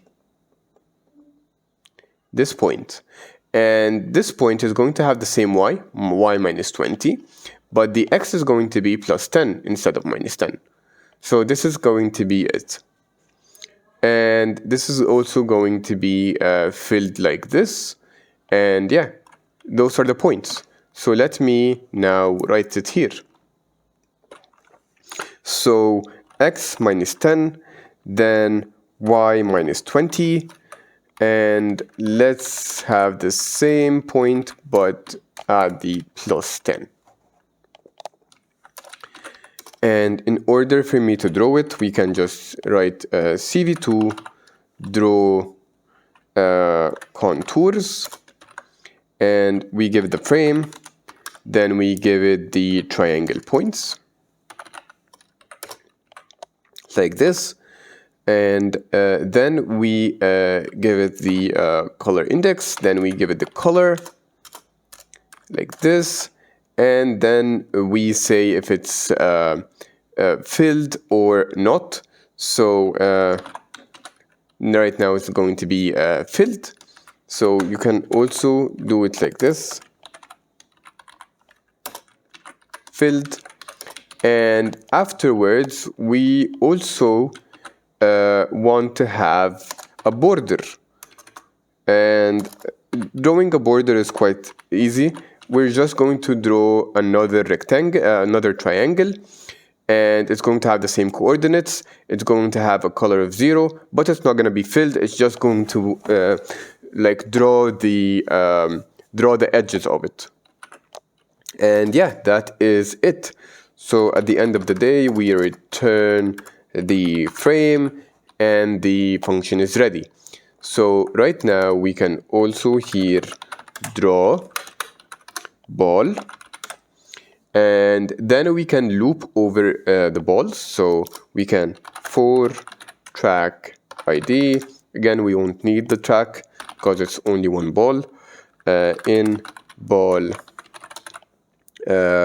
dict dot items like this, and then we just take the frame equals self dot draw triangle, and then we give it the frame, we give it the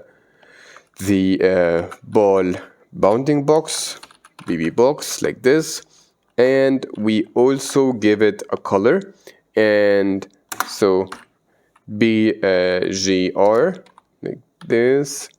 This is going to be a green color. And yeah, this is it for the ball. So let us clear the output and run again. Now it's done, so we can open it, and you can see that the ball is being detected and it has the green annotations quite good. So yeah, that is it. Now we just want to assign each player their team according to the t-shirt they are wearing. And we are going to do that with color clustering, and then understanding which color that the user is wearing, and then assign it to a team. So in order for us to do that in a clear manner, I will start by doing it in a notebook so that you can see the step-by-step process and the output of each step. And then we can move the same code that we are developing into a module that we can use with a class. So let's create a new folder called development and analysis. And we can add here as much Python notebooks as we want. So we can have the color assignment.ipynb, and yeah, this is going to be the notebook that we are going to use. So we can return back here, and let's just take any of those players like this, and then try and take their image and save it. So let's save the cropped image of the user, so of a player. So right now we have the video frames, like cropped image of a player. Let's also do it after we get the tracks, because we will know where to crop. So basically, we want to have for player in tracks of players of 0, which is going to be frame number 0. And this player is going to have basically an item, like items. This is going to have a track ID and the player. So it's going to have the bounding box like this. And then we want to have the frame of the first one, which is like this. So we want now to crop the bounding box from the frame, like this. And what we are going to do, we are going to get the cropped image and then the frame, and we are going to start from y1 to y2 and x1 to x2. Then we want to just save it, save the cropped image. So right now we just want to save the cropped image. So we write cv2.imWrite output and then maybe videos, because we have this already. And we can call it cropped image.jpg, and we can give it the cropped image. Let's just import the cv2 first, because we did not import it. And let's also break. Don't forget to break. We just want one image. And yeah, just run it again.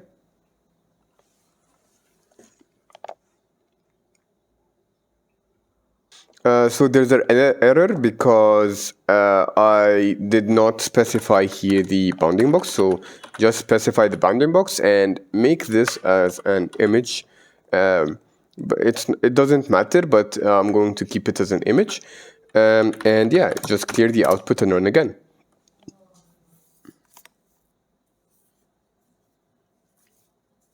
So it tells us that the slices must be integers.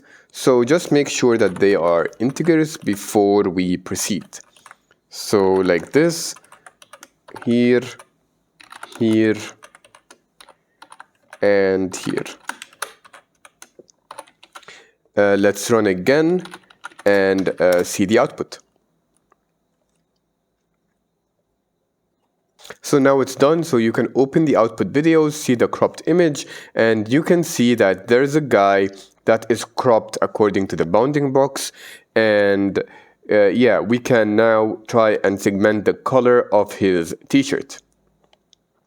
So we don't need this anymore, the save cropped image code, and you can delete it like this. We just wrote it one time. And you can open back again the color assignment and just import CV2. We are going to need that. Then import matplotlib.pyplot as PLT. And this is going to help us visualize the images inside the notebook. And let's also import the numpy as np. Like this. And let's now specify the image path. So image path is equal to back, then output videos. Then it's going to be cropped image.jpg. Then it's going to be image. We just read it with cv2.imread, then it reads the image, then it reads it as BGR, so we can convert it to RGB, and yeah, that is going to be it. Yeah, I misspelled videos right here, so don't do that. So yeah, now let's show the image. It's going to be shown with PLT, so like this, plt.show, and you will now going to see the image. Wonderful. So the thing is that we have the whole image, but the t-shirt is in the top half of the image, almost always, because a user will not be upside down in this case and this use case. So let's just take the top half of it. So take the top half of the image, and so top half like this, image is equal to image till the shape of like till the height divided by 2, and I'm going to take the whole x. Then let's also show it. So I am show, then this one, then plt.show like this. Then we have the top half of the image.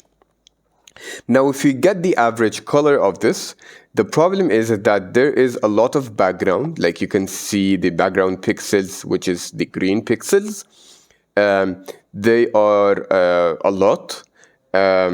And we will need to segment or remove the background from the t-shirt color. So in order for us to do that, we can cluster the image into 2 colors so that we can have the background color in one cluster and the t-shirt color in another cluster, and we can simply get the average of the t-shirt color, the average color of the t-shirt color. So yeah, so for order for us to cluster the image into 2 clusters like this, we just want first to reshape the image into a 2D array, because we don't need to have it to be in this format. Image 2D is equal to image.reshape -1 and 3.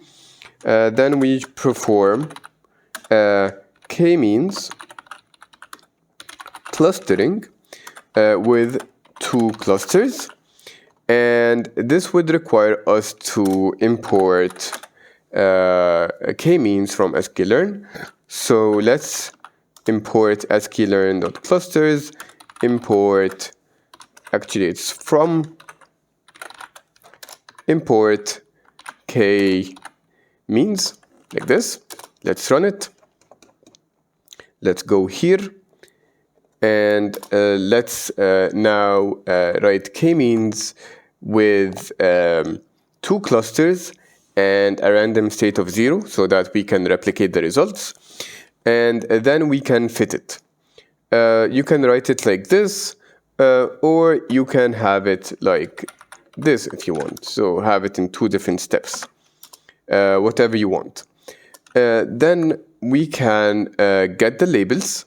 So get the cluster labels. So for each pixel, we are going to have whether this is like cluster 1 or cluster 2. So labels is equal to Kmeans of labels. And then we are going to have to reshape it again to be an image. So reshape the labels into the original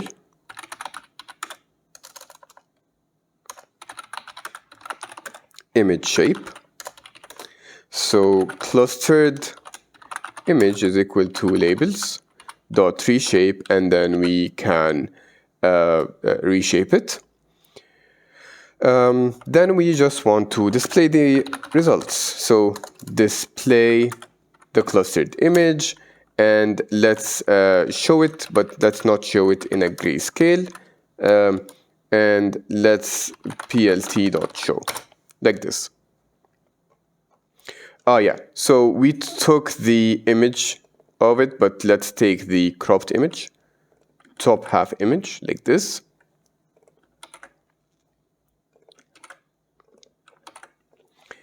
Then we run it again, and there you go. You see that the background pixels are in blue and are in yellow, and the t-shirt pixels are in purple.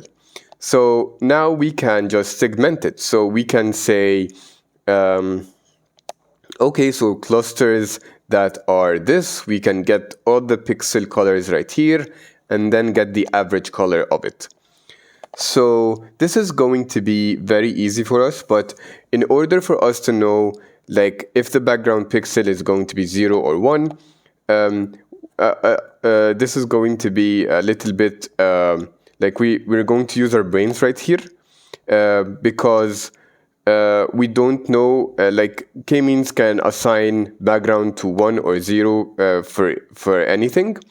So usually the background is going to be in the corners, like those 4 corners. So what I'm going to do is I'm going to get the class for the corners, and the most like abundant class, or the class that was there the most. Like for example, right here, if it's class 0, 0, 0, 0, then class 0 is the background and class 1 is the foreground. So yeah, so I'm going to get the corners of it, so corner clusters. So it's going to be clustered image of 0, 0, and then 0 and -1, which is this one. Then it's going to be -1 and 0. Then it's going to be -1 and -1, which is this one. And we are just going to get the non-player cluster, which is going to be the number that appeared the most on those 4 corners. So print non-player cluster like this, and the non-player cluster is cluster 1, and to get the player cluster, it's just going to be player cluster. It's just going to be 1 minus non-player cluster. So like this, so it's going to be 0. So if the non-player cluster is 1, this is going to be 0, and if it's 0, this is going to be 1. Now this is very simple for us, and let's now choose the color. So we can get the Kmeans cluster centers of, then get the player cluster. Now we know that 0 is the player that is the color that we want.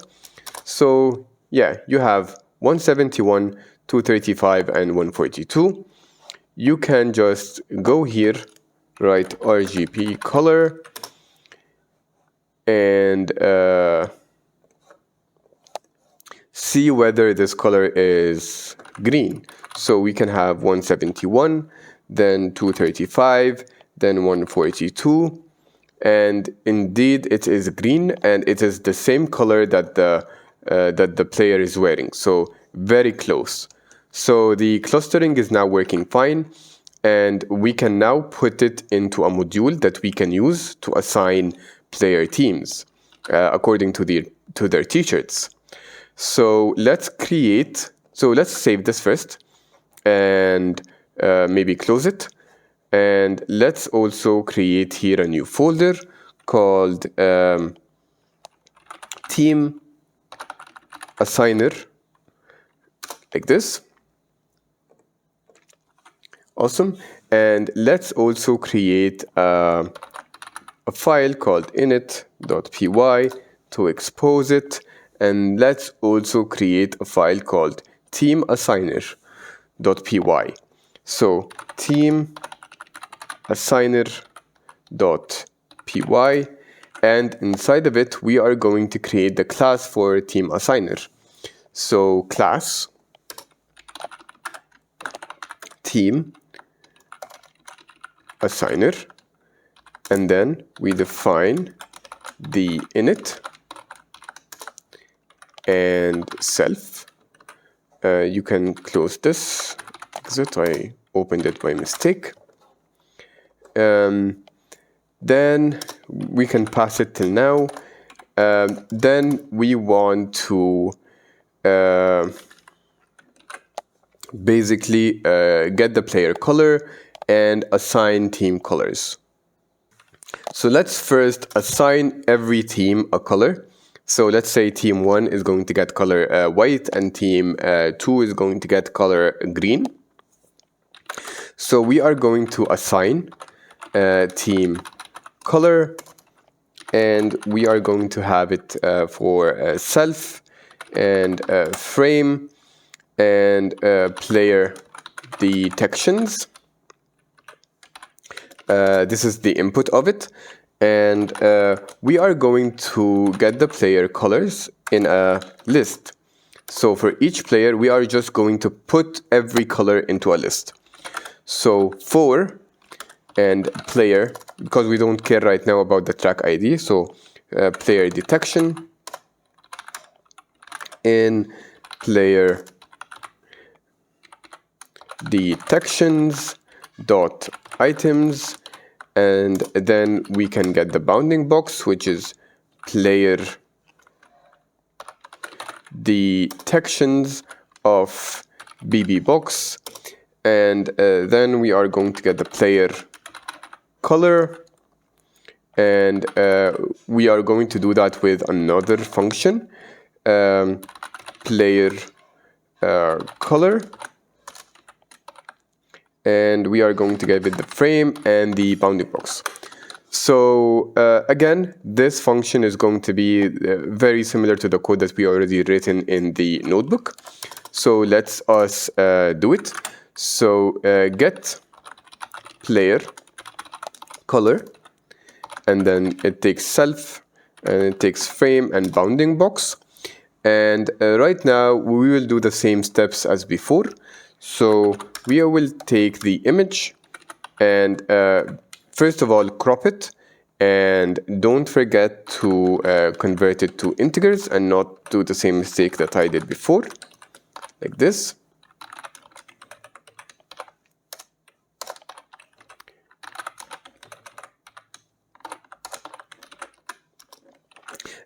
And after the image, we can get the top half of the image again. So top half image is equal to image, and then we can get the top half of it. Then we want to get the clustering model. And the clustering model is going to be Kmeans self.get clustering model that will take the top half of the image. And this is going to be another function.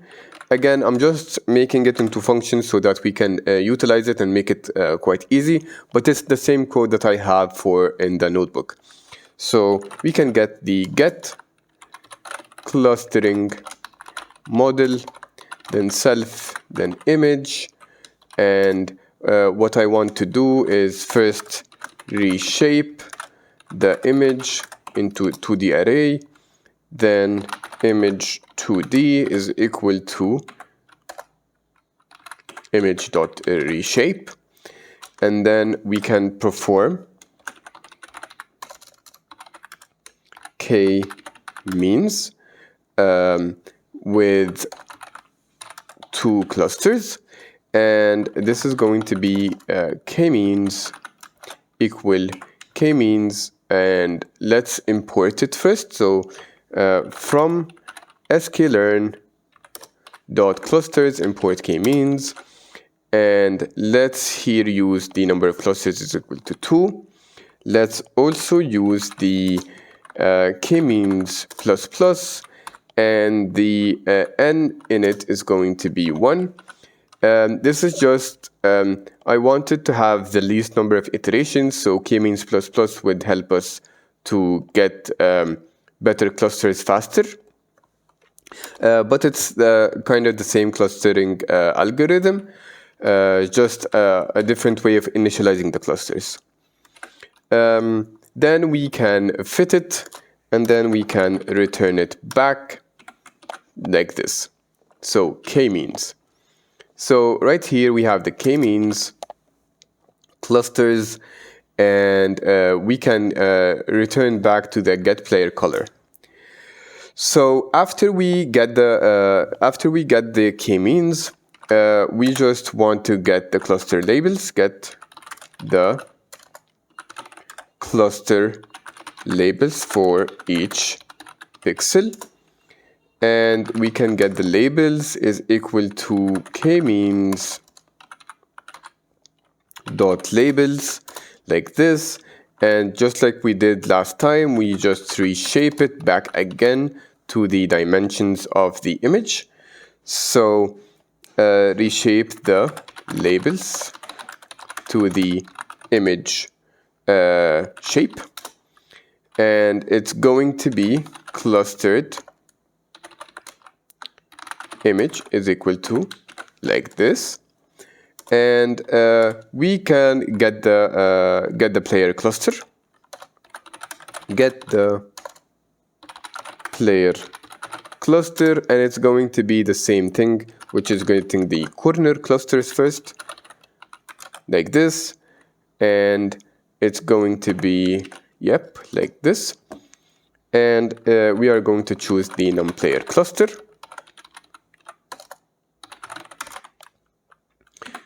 which is the cluster that appeared most in the corners. Then the player cluster is going to be 1 minus it, 1. We can actually have this if condition, but we can also have this 1 minus non-player cluster. This is going to be working fine. Then we are going to get the player color, which is going to be Kmeans, then get the centers of the player cluster. I skimmed over this code because we already covered it in the notebook. So if you're quite like not catching up what I'm doing here, just go to the notebook, and I think it will be more visual, so you can see the output of each step. So right now we have the player color of it. So the player color of each player that we have. And right now we can just add, let's rename this.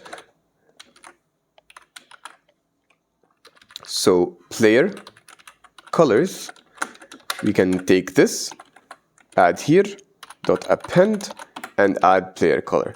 So now we are going to have all the player colors within the first frame that we are going to pass. And yeah, we just now want to divide those colors into two. So one is going to be white and the other one is going to be green. So again, what we In order for us to do that, we can just Kmeans, do another Kmeans. We can cluster the into n clusters, which is going to be 2. Also, let's also choose Kmeans ++, and let's choose the initialization to be 1. Let's also fit it to the player colors that we have. And yeah, then we will have 2 colors. So let's first, in the init, let's define self.team colors, which is going to be a dictionary. And let's here define self.team colors, and we can define 1 for Kmeans of 0 and 2 for Kmeans of 1. So now we have the colors for each team. So now we have a color for each team. Now we just want to match this color with the player color with the team color. So before moving on, we can just get this Kmeans and save it in the self so that we can refer to it later. Now let's create also another function that assigns players to teams, because right now we only have the color of the team. So let's do this. So let's get player team. Now we are going to match the player with a team. So self. Then we are going to give the frame. Then give it the player BB box. And we are going to give it the player ID as well. And what we do is that if player, we just want to have basically memory of if the player ID we already know the team of, then we don't have to run the Kmeans on it. This is going to save us a little bit of time. So we can have the player team dict, which is going to be a dictionary where we are going to have the player ID and whether he is whether he is in player 1 or player 2, like team 1 or team 2, I mean. So what we do is basically first we check the player ID like this. If the player ID is in self.player team dict, the first time we run this, like the first frame we run this, we shouldn't enter this if condition. But if we do, we just return back the team of it. And if not, we just get the player color. And player color, get player color would require us to run the Kmeans, and would require us to run this get player color function, give it the frame, give it the player bounding box, and it returns back the color. Then we can get the team ID by running the self.kmeans, which is this model dot predict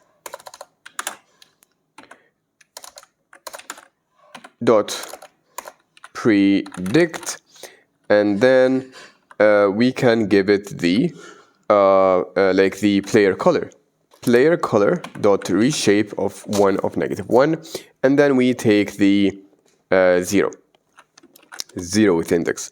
And because the team ID is going to be 0 or 1, and I would like for it to have it 1 or 0, so I'm going to get the team ID plus equals 1. So this is going to be 1 or 0. So yeah, before just returning the team ID, I am going to save it first in the player team dict, which is this one, and I am going to say player ID, and it is equal to the team ID. So next time, in the next frame, if I already have it, like if I already have this in, I won't have to run the Kmeans clustering. I would just return it back. And yeah, that would be it. So I can return back the team ID. Okay, so now we're done. We can just call those functions from the main and start assigning players teams. So yeah, let's go back to the main, and right here we can just before we go here, we can go to init, and from team assigner import team assigner, and then we can go back to main here, then from team assigner import team assigner, and then here we assign player teams. So we can get here team assigner. Let's initialize it first and have the team assigner initialized like this.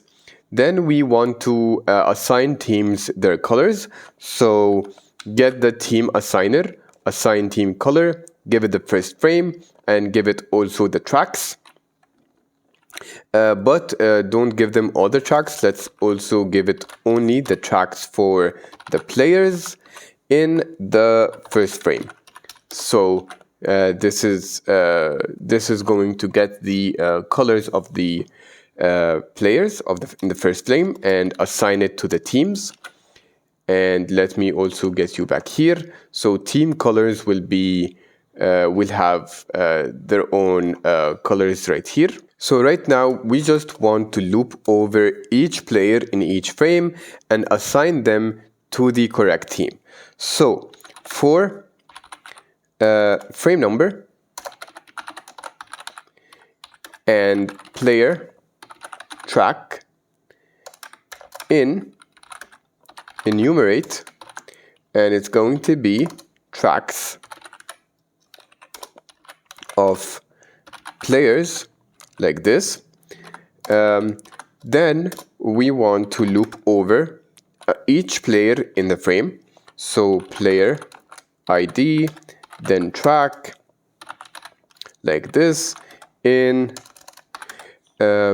player track dot items.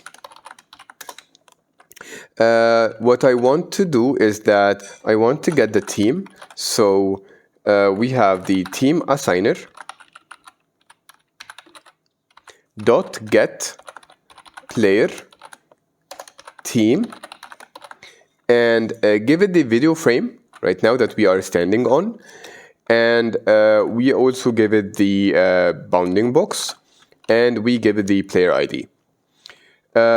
So this will return back the team, and in order to save it, we can just take the players like this, tracks of players of frame number, then of player ID. Then we assign it, we introduce a new value to the dictionary that is called team, and then we give it the team. We also can give it also a color, so we can have like this, so team color, and we can also have team assigner of team colors of team, which basically is going to get us the color that we have put here in the clusters. So that is going to be it. Now note that in order for us to add anything to the tracks, we would add a key, just a key, and then add the values. So right here, I added it into the main, but in future modules, I will be adding it into the module itself so that we have less code in the main. But I wanted to show you guys this is happening in the main so that you can understand and like connect the dots. So right now we can we can now run it. Let's clear the output and run it from here. So I'm getting an error right here for the team assigner, and I have misspelled the init. So just do the init __ afterwards, and yeah, just run it again, and it should work fine right now.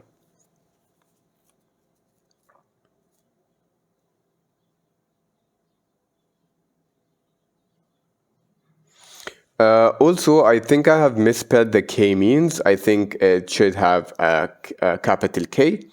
So let me go and fix that right now. So right here, we can have it as a capital K.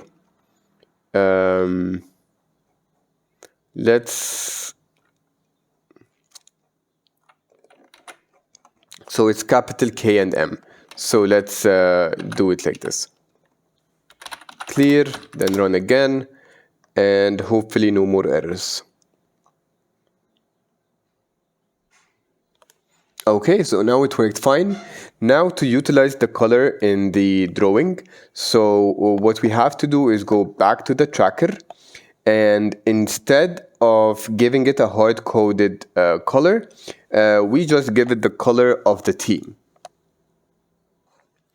So let's give it the color of the team, which is color of player.get team color. And if it doesn't find any team color, we just write the red basically. But it should have all team colors in place. So yeah, that is going to be it. And let's clear the output and run it again.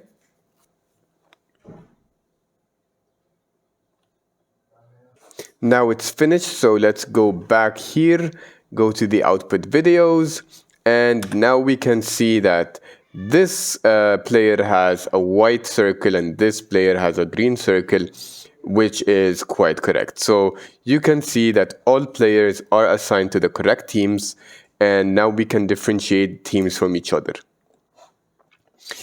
So each player will have the team color and the team number, as well as the bounding box. So right now, also let me open this up, and let me point you to the next thing that we are going to do. So here, for example, you're going to find that the ball is being detected, then it is being not detected in this frame, then the next frame, and then the next frame is being detected. So the idea is that those two frames we can interpret where the ball is. So for example, let me try and visualize it for you guys. So right here we have this detection, then we have this detection in a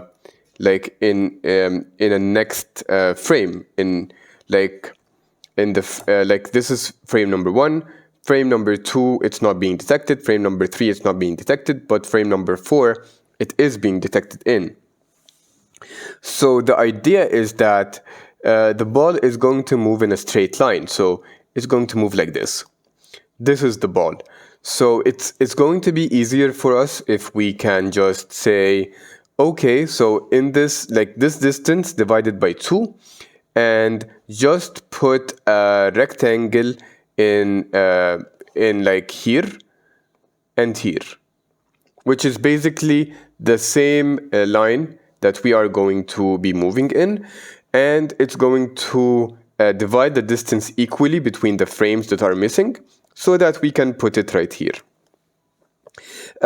This would help us to add in the missing values of the ball and have our detections more complete. Now this is now we can do this by hand, but there is a faster way to do it with pandas, so I'm going to show you that. So we are going to go in the trackers again, and let me close down all those unnecessary files so that we can do it, clean things up a little bit. And let me create a new function that is called interpolate balls. And interpolation is just missing in the missing values. And pandas is going to help us interpolate those missing values because it already has a function for that. So let us interpolate ball positions. And the way that we are going to do that, we are going to give it the self, then ball positions, then we are going to give it the ball positions. We are going to convert the ball positions format into a data frame, a pandas data frame. So in order to first do that, we just need it to be in a list. So for x in ball positions, what we want to do is that we want to get number 1, which is the track ID 1. And then if there is no track ID, then it's going to be an empty dictionary. Then we want the BB box. And if there is no BB box because it's an empty dictionary right here, then we put an empty list. And this empty list is going to be interpolated by the pandas data frame. Also, while we're at it, let's import pandas.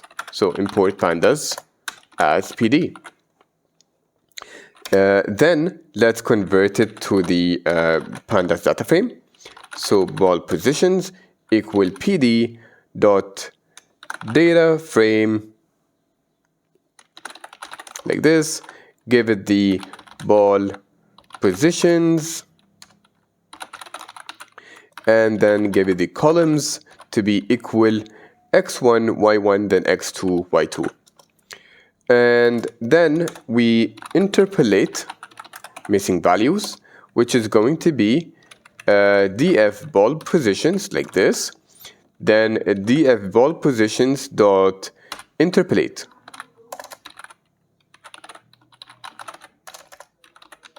Like this. Now we have interpolated it. There's an edge case where if the missing detection is the first one, then it's not gonna interpolate it. We can do that by replicating the nearest detection that we can find.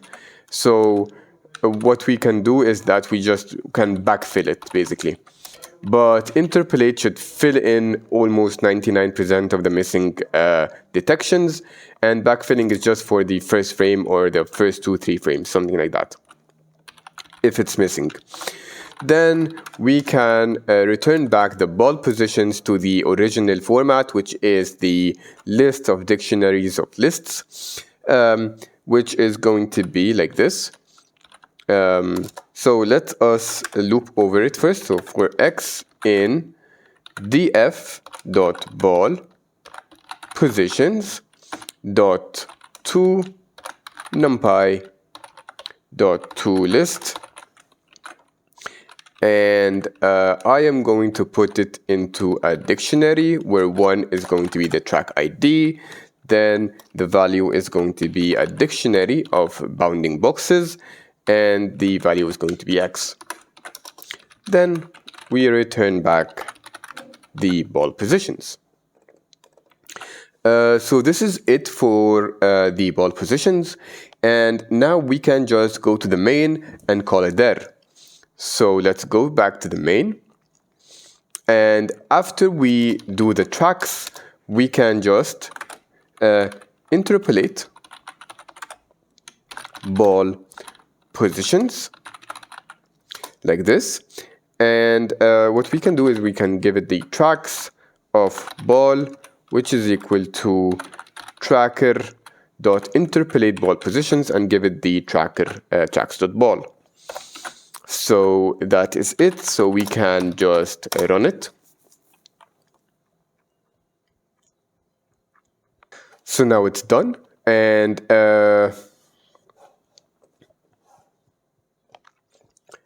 we can go right here, and now we can see the output. So you can in the previous detections, you saw that here it started to not show. So right now you can see that it is showing in every frame and it is quite accurate. So this is a filled, those two are filled positions, and you can see that those filled positions point to the ball quite exactly.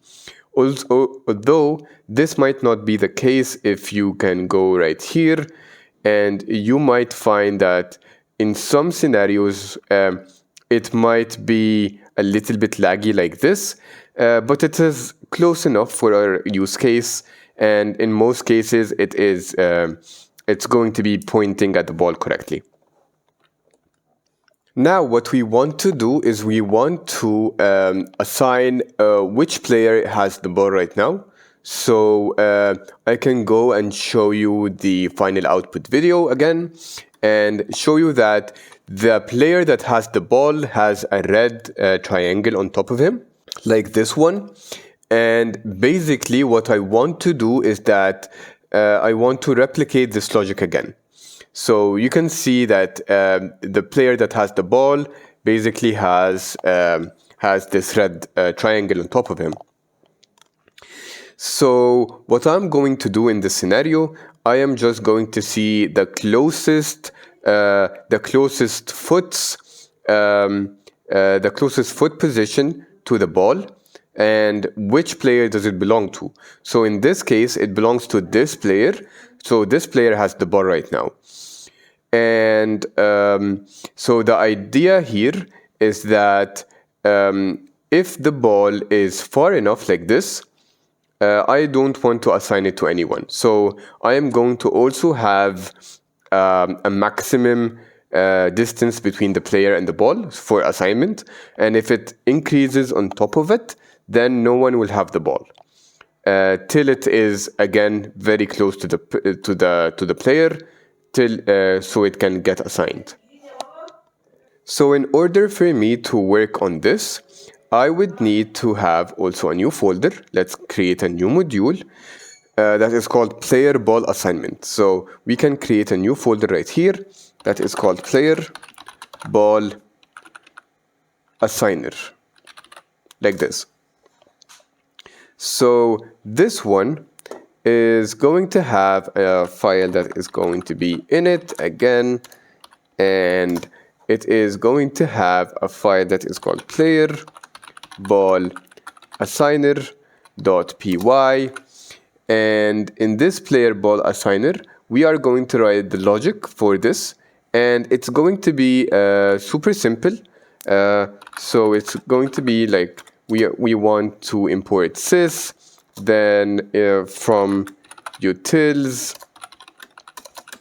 import we will want get center of bounding box, and yeah. So we are going to create the class player ball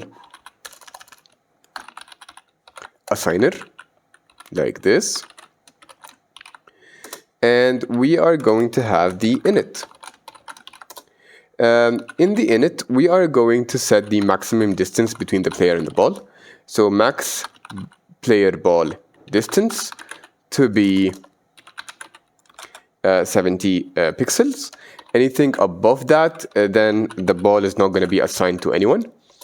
Then we have a function that is called assign ball to player. This function is going to take in the self, the players, and the ball box, BB box. So I will need the ball position. So ball position, which is going to be the center of it. So get center of ball box. And then I am going to loop over each player, like player ID in player in players.items. Then I want to have the player BB box, which is going to be player of bounding box. Then I want to have the distance, like here. I want to have the distance of this foot and the distance between this foot and the ball, and the distance between this foot and the ball. And this is going to help me like get the distance to the nearest foot. So if the user is running this way or running this way, I will get the minimum distance between them. So in order for me to get the distance, we are going to go back to the utils, then bounding boxes, and then I'm going to write a function called measure distance. So I'm going to define measure distance like this. It's going to take P1 and P2, and it is going to return the distance between those 2 points, which is going to be return. And then it will be like this, P1. Yeah, so this is the correct one. So this is the equation for me to get the distance between any 2 points, and it is just the points, then like power 2, x's power 2, then plus y's power 2, then get the root of that. Again, let's return back to the utils init, and then let's add this, which is going to be measure distance. And let's get back to the ball assigner. Let's also add the measure distance. And let's then return back to the for loop that we were in. So we are just going to have the distance left, which is on the left foot. So measure distance, and we are going to get it the player BB box of 0 and player BB box of -1, which is y2, which is the bottom y. So this is going to be the x and the bottom y. And then this is going to be 1 point. Then the other point is going to be the ball position, like this. And the distance is going to be, this is distance left. Then we want distance right, which is going to be, instead of 0, it's going to be 2. Then the distance is going to be the minimum distance between the two, like this. Then I want to get the closest player. So in order for me to get the closest player, I need to get the minimum distance. So like this, and assigned player, which is going to be -1 when it's at the beginning, it's going to be -1.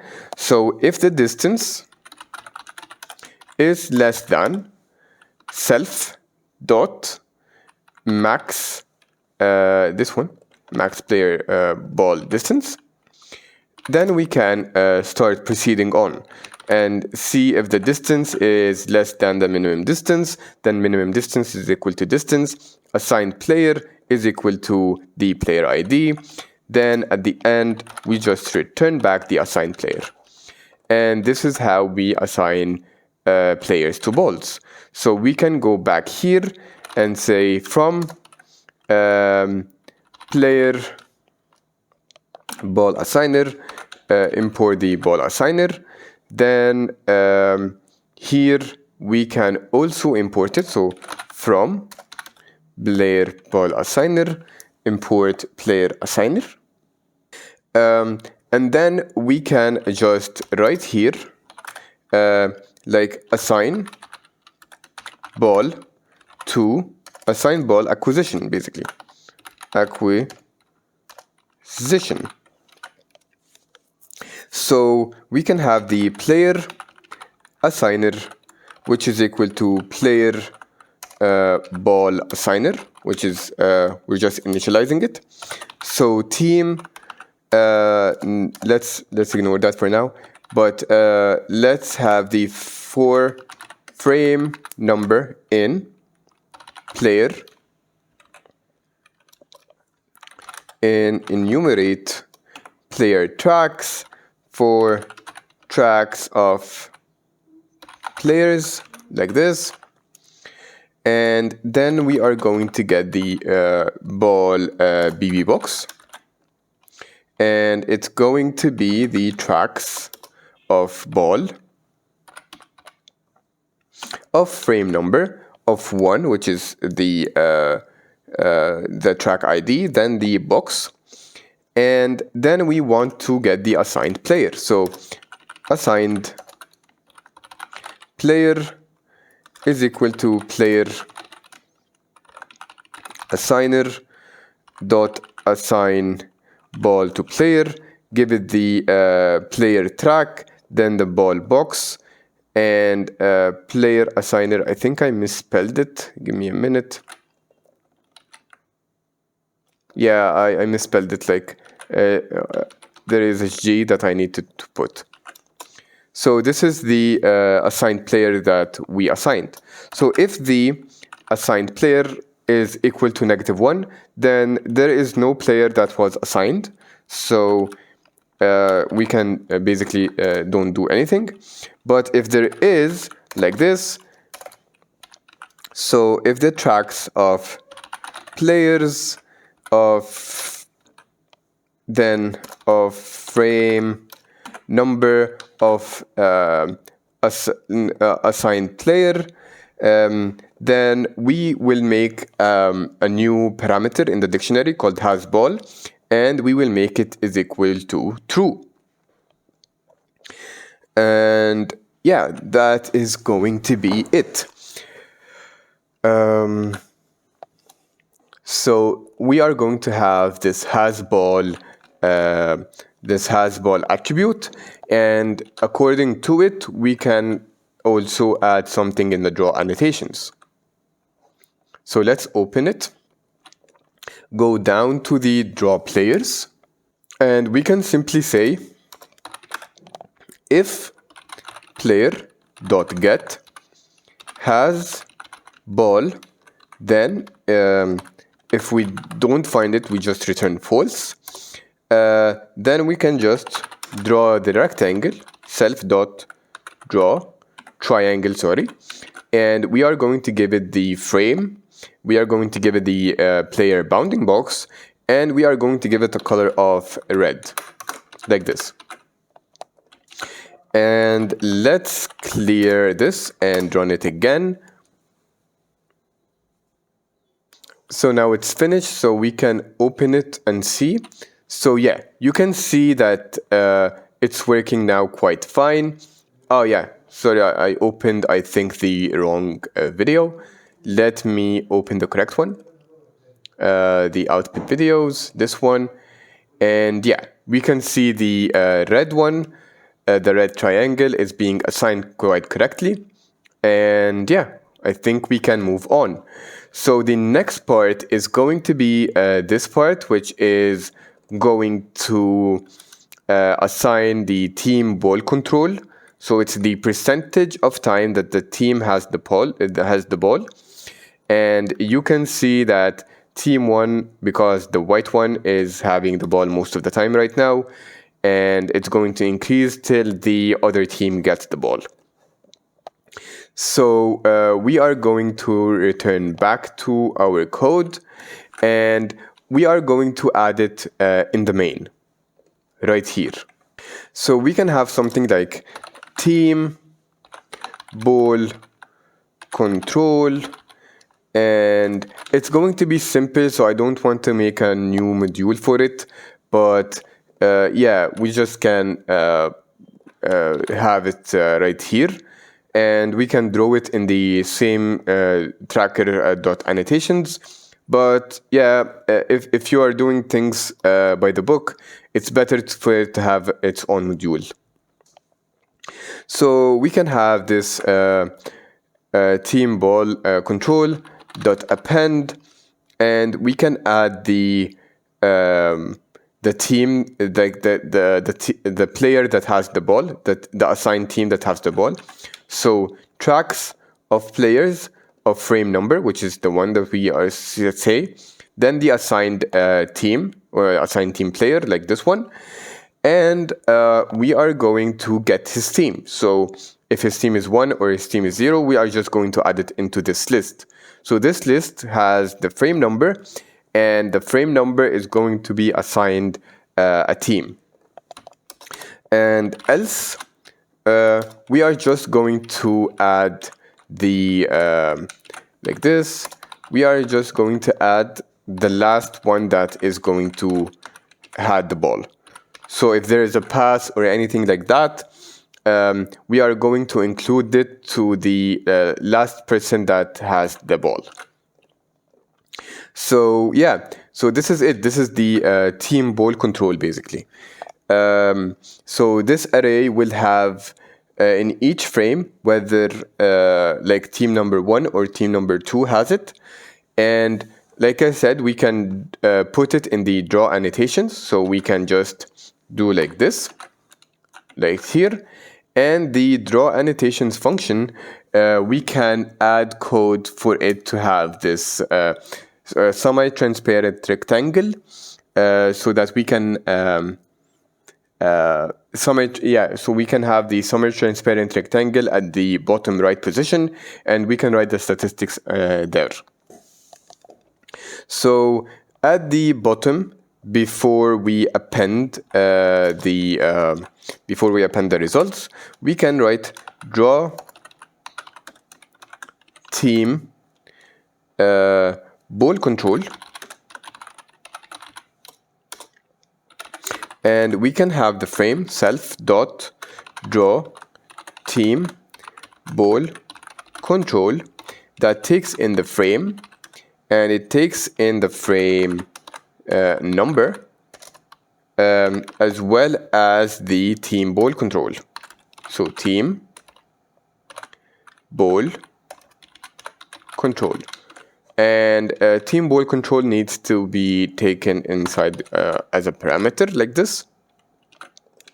And let's now draw it. So we can go here, define, and then this that it takes in the frame number, and team ball control. So frame number, and team ball control. And let's now draw the semi-transparent rectangle. So draw semi-transparent rectangle like this. And we can have an overlay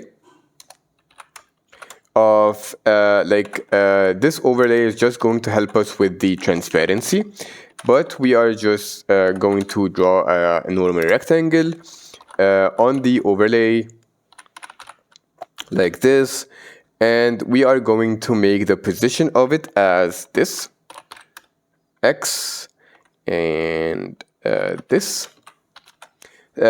So yeah, in order to find those numbers, I just played around with those numbers till I found something that I like. But it's like finding the position. So you can draw whatever rectangle, keep moving it till you find the position that you like.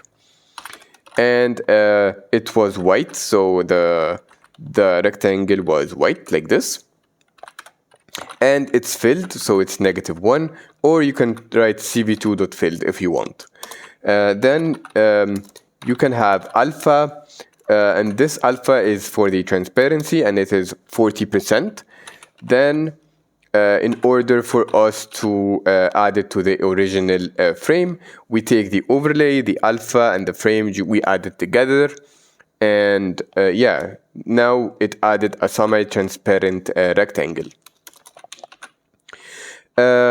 Now we just want to calculate the percentage of time that that a team has the ball. So we can have the team ball control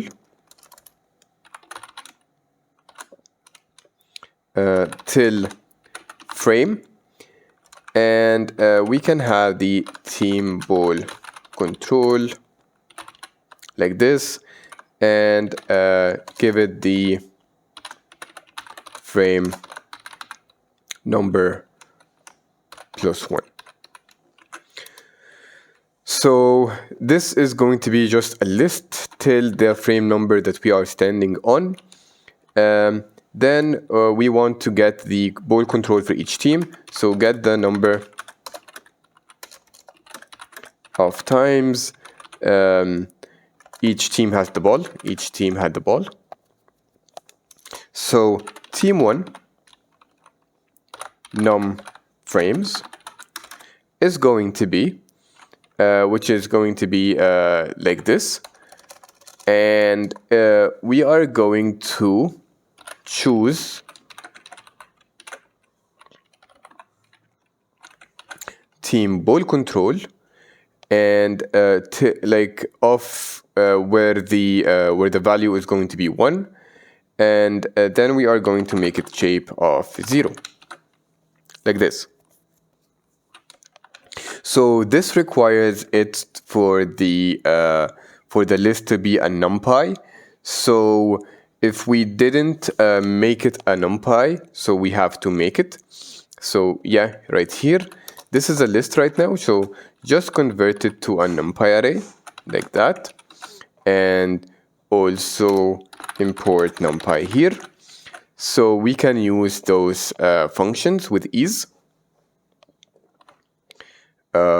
Let's return back to the tracker. So right here, we can use this with ease if it's a numpy array. So that is working fine. Now let's do the same thing, but for team 2.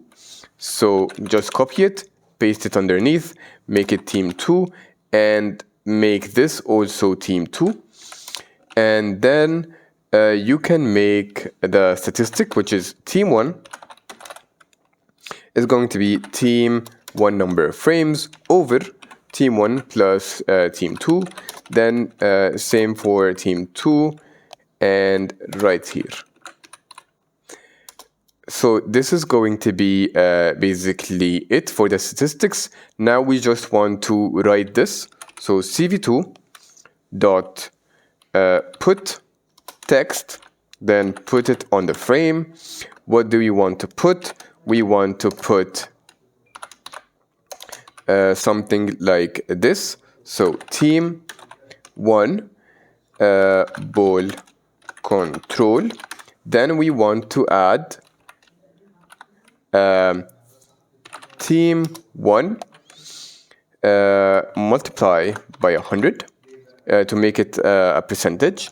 Then we can just limit it to 2 decimal points and then add the percentage sign. Then we are going to add a position, which is going to be 1400 and 900.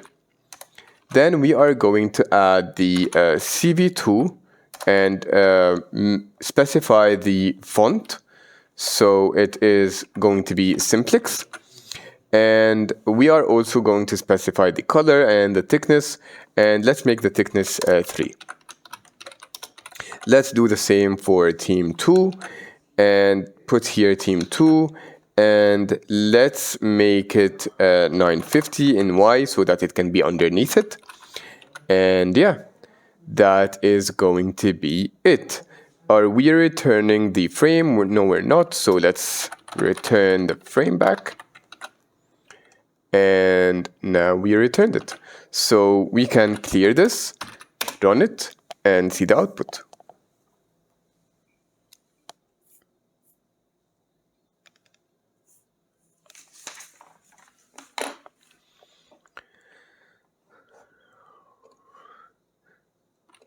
So numpy is not defined, so make sure when you go back to main, import numpy as np, just save it, clear the results, run it again, and you should get it.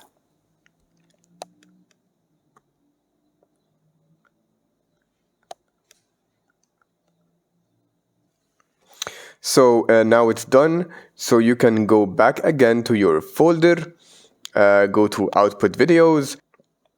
So you can open up the video and see the team player acquisition, and right now only the white team has the ball till the ball is reached the goalkeeper, and the goalkeeper here is being detected as the opposite player, opposite opposite team because he doesn't have the color white or green, and we don't have to bother a lot with the goalkeepers right now, so we can just hard code him to be the white team. So let's fix that and come back again. So in the team assigner, so just here in the assign team, team assigner, on the left, team assigner right here, you can just say if the player ID is equal to 91, which is the player ID of the goalkeeper, then we can specify that the team ID is equal to 2. We can save it, we can clear the results and run it again. So now it's done, and we can now see the results. So we can see that actually it needs to be team 1, not 2. That is a mistake, so let me change it right here. And let me also be more confident in clustering the player colors. So let's make it, instead of init 1, just make it 10 and run it again so that we can get the results.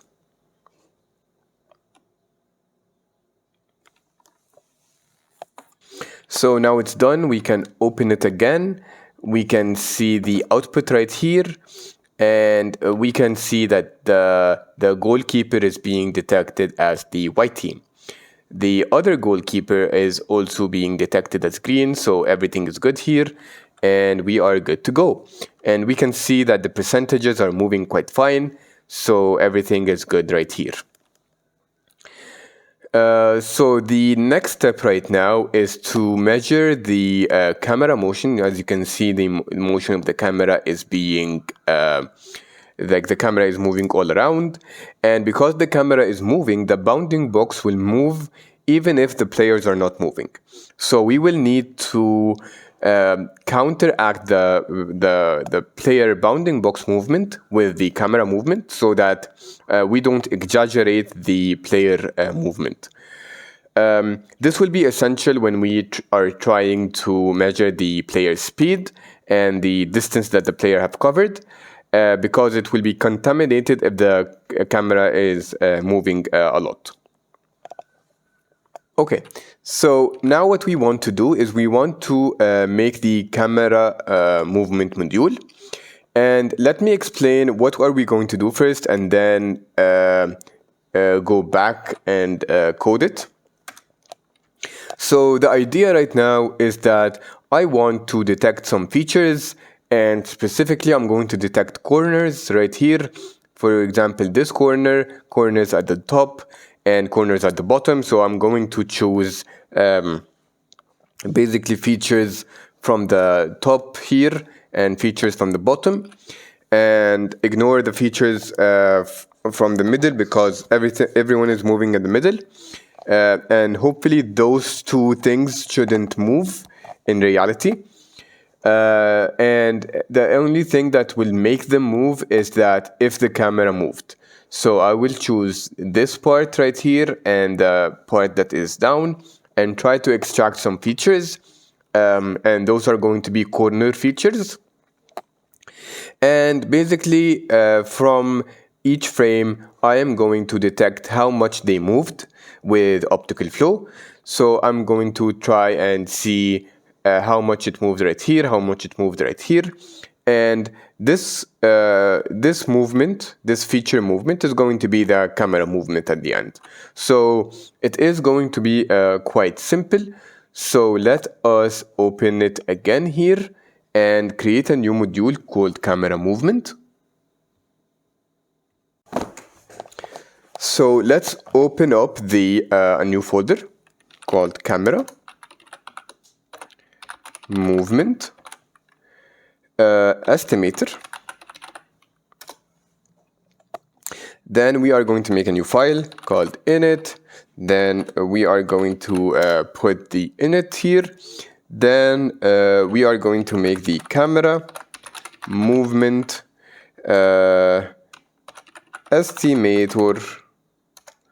estimator.py, and this will of course have the class. So let's create the class. So class camera movement estimator, which is going to be having the init function like this, which is going to have the self, and we are going to pass it right now. Then we want to also have a function called get camera movement. So define get camera movement. That is going to take the self, then it's going to take the frames, then it's also going to read from stubs, because this is going to be a time-consuming operation. So I would do it only also the first run and then save it, and then the second runs would read from the stub. So read from stub is equal to false, and then stub path is equal to none. And because we're using, because we're going to save it, then it's going to be pickle. So I'm going to import pickle. And yeah, so that is it. Right here, we are going to read the stub when we have it. But let's ignore that for now. And let's now create a camera movement per frame. So for each frame, we're going to calculate the camera movement. So camera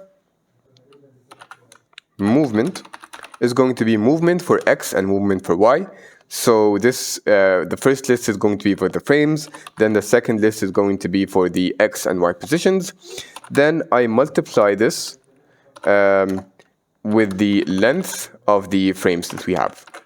So this is going to be 0, 0 for all frames, at least when we initialize it. Then I want to extract, convert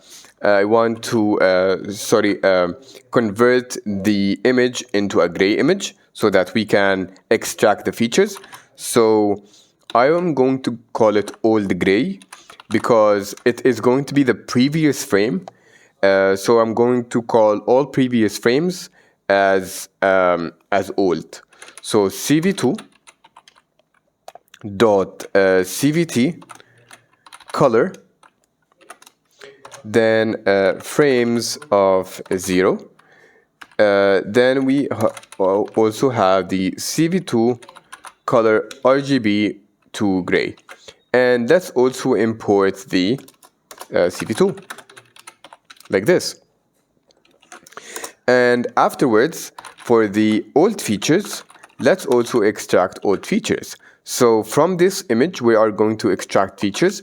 So we are going to say CV2, then good features to track. This is going to extract corner features. We also give it the old gray, and we can also give it whatever parameters we want. But let me explain the parameters. So let me also put it in the init.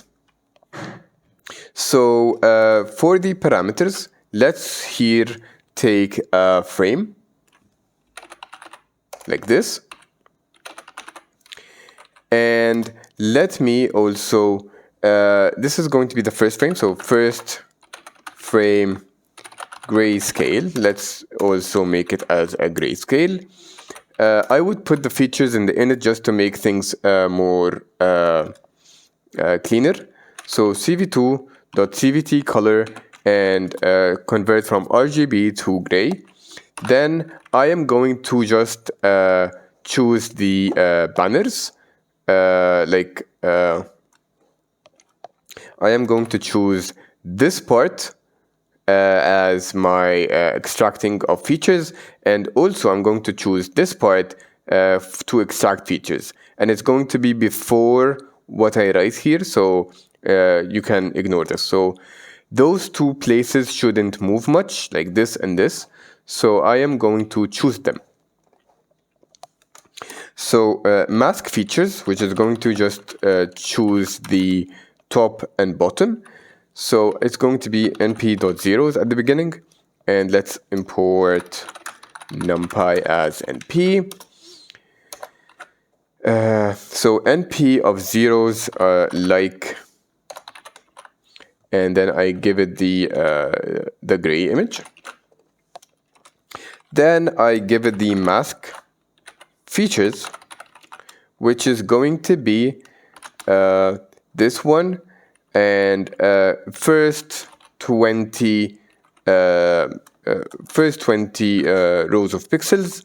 So I'm going to take it like this, and I want to have also the last ones, which is going to be 900 till 1050. So this is going to take the banner from the up and banner from the bottom. Then self dot features is going to be a dictionary that is going to be, first of all, we are going to specify the maximum corners. So maximum corners is going to be 100. This is the maximum amount of corners that we can utilize for the good features. Then the quality level is going to be 0.3. And of course, the higher the quality level, the better the features, but the lesser the amount of features that you can get. So 0.3 is quite good for our use case. Then we can specify the minimum distance between the features, which is going to be 3 pixels. Then we are going to specify the block size, which is the search size of the features. Then we are going to give it the mask that has the top and bottom like rectangles, so that it knows where to extract the features from.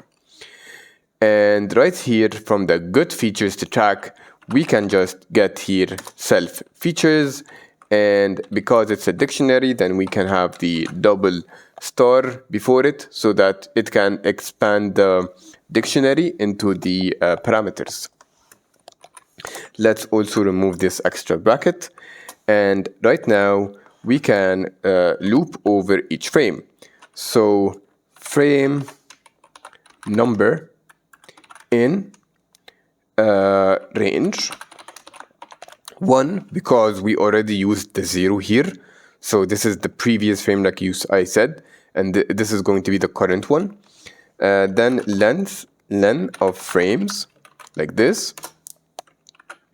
Then I'm going to get the frame gray as cv2 dot frame numbers and make it grayscale. Then I want to see where the new features are. So the new features is going to be here. So new features, then I'm going to use optical flow and give it the old gray, basically. Then give it the new gray, which is the new gray image. Then I want to give it the old features, and then I want to give it some parameters. So it's going to be self dot lk params, and let us also fill it up. So in the init, let's also fill up the lk parameters. So right here you can have the self dot lk params as a dictionary, and the first one is window size, which is the window that we are going to search, like the size of the window that we are going to search. So win size is equal to 15 and 15. Then for this we have pyramids. For this optical flow, we have pyramids that is going to downscale the image to get larger features. So in order to do that, we have a max level of 2, so it can downscale the image up to twice. So this is going to be big enough for our use case, so no need for us to increase it on top of that. So for the stopping, then we define the stopping criteria, and it is it is either we loop over it and search the number of times that is in the stopping criteria, or we have 10 times, we loop 10 times but didn't find anything above the quality score that we have.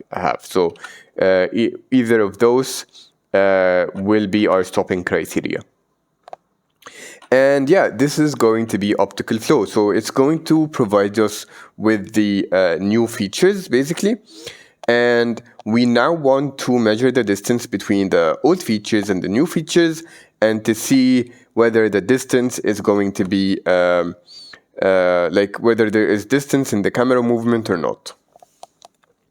So in order for us to do that, we are going to measure the maximum distance, because each image or each frame is going to have multiple features, and we just want to get the maximum distance between any two features.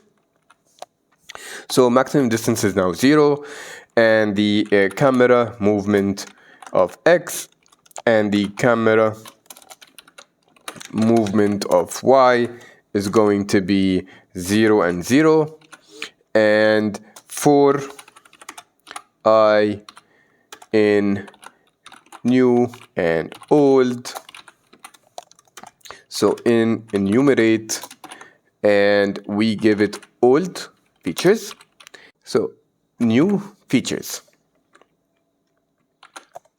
So so let's just swap them, so new features then old features, like this, and we can then get the new features point, so we can know the point of it, so we can get a new dot travel, and then old features also dot travel, and then we can get the distance between the features, and it's going to be measure distance and give it the new feature points and then the old feature points, and it is going to be from utils, import sys and sys.path.append, and it's going to be one before that, so from utils import measure distance, like that, and here we have the distance, and if distance is greater than the max distance, then max distance is equal to distance, and then we can get the camera movement X and camera movement Y.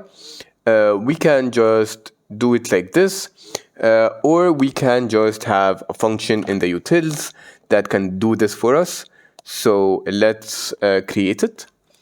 So define measure xy distance, then give it the 0.1, then 0.2, and we return back the distance of y, the distance between the two x's and the distance between the two y's. So it's p1 of 0 minus p2 of 0, and p1 of 1 minus p2 of 1.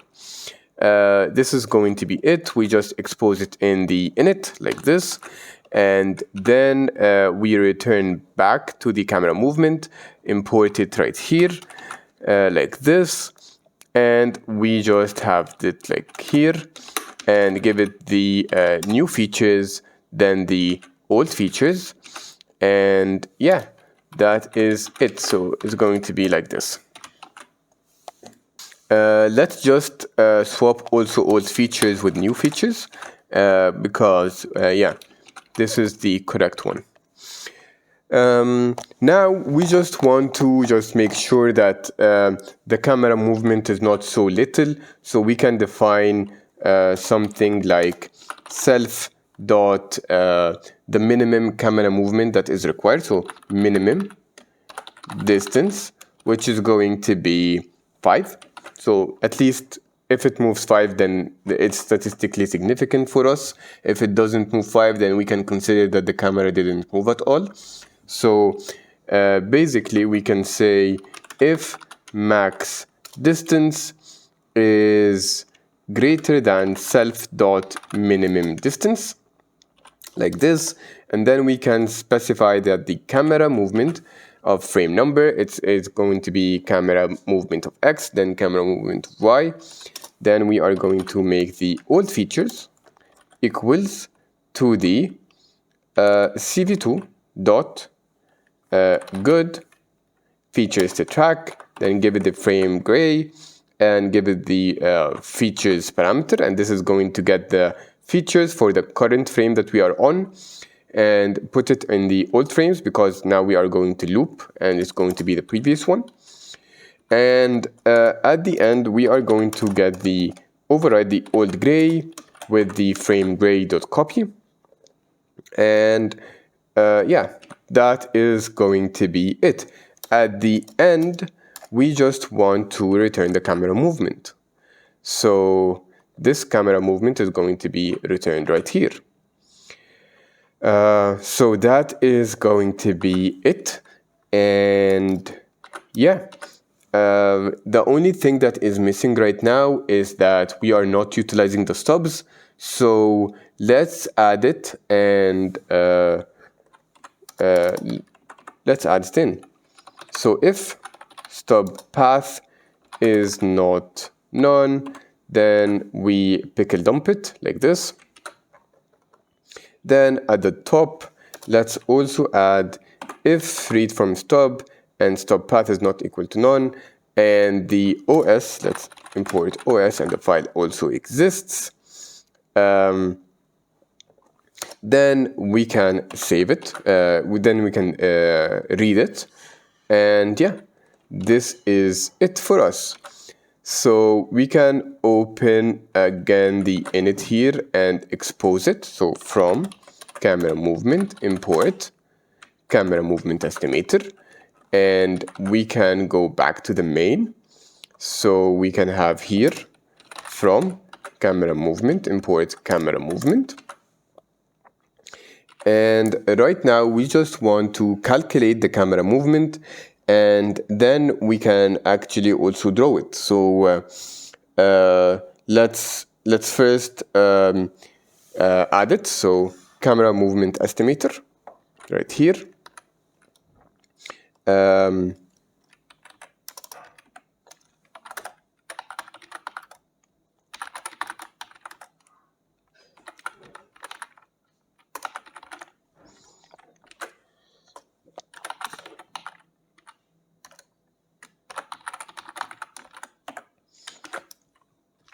You can initialize it with the first frame. Then camera movement per frame is equal to the camera movement estimator, then get movement of video frames, then we can make it read from stub, then we can specify that the stubs to be stubs of camera movement, let's say stub of pickle. So this is going to be it, but before we close it, I just want to also draw the camera movement so that we can see it. So right here we can just have here draw camera movement and output video frames is equal to the camera movement estimator dot draw camera movement, and give it the output frames, and then give it the camera movement per frame. Of course, this function is not done yet, so we can go and work on it. So right here we can have a new function called define draw camera movement, and it is going to have the self, then frame, then camera movement per frame like this. Then I'm going to have the output frames is equal to an empty list. Then I'm going to run over each frame, so frame number in frame.enumerate, then frames, let's call this frames right here, and it's going to be frames right here. Then I'm going to frame equal frame dot copy in order to not contaminate the what was inputted to the function. And we are going to utilize the same overlay that we utilized before. So I am just going to skim over it basically, which is frame.copy. Then I'm going to use the rectangle function and give it the overlay, give it 0, 0, then make the position 500 and 100, then make the color of it to be white like this, and keep it as filled, which is -1. And I'm going to specify also an alpha, which is going to be 0.6. This is for transparency. Then add weight, overlay, and alpha to frame. And this is going to be the white rectangle. So also, I am going to have movement, X movement. So X movement and Y movement from camera movement per frame, and take the frame number. And then I am going to put some text, which is going to put the camera movement for X and the camera movement for Y. So cv2.put text, and it's going to put the frame. Then I am going to put camera movement X. Then I want to put the X movement, and I want it to be only 2 decimal places, so like this. And I am going to put it at the position of 10 and 30. Then I'm going to also give it the font type, and also give it the size, the color, and the thickness of it. I am going to do the same thing for the Y. So just copy paste it, add the Y here, and add the Y here. And also we're going to push it a little bit down, so to be shown. And then we are just going to add it to the output list and return it. So this is it. So we return back and make sure that we are utilizing it. And draw camera movement is just draw camera movement. So I think it's fine right now. So everything is good. Let's save, and run it again.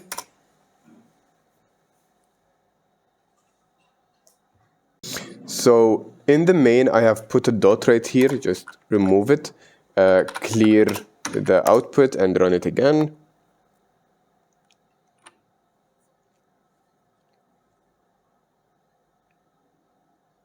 So I had 2 mistakes right now. So the first mistake is that I didn't put the zip here. So you need, in order for you to loop over any 2 lists, you have to zip them first. So zip them, and then you will be able to do it. And in here, I did I put the bracket right here. You need to put it right here so that you can multiply it by the number of frames.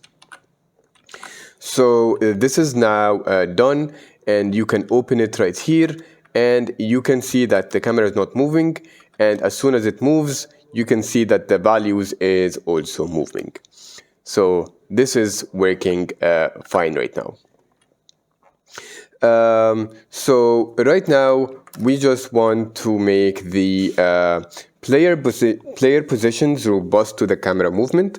So the first thing that we want to do is that we want to get the player positions. So we want to add the positions to the tracks first, and then we want to subtract the camera movement from the player positions. So in the tracker, we are going to add a function called add positions to tracks. So let's do that right now. You can go here, open the tracker, and go here to any place I like. It doesn't matter, but I would prefer to have it at the top so that I don't write between the drawing logic. Add position to tracks, and then I give it the self, then I give it the tracks, and then for object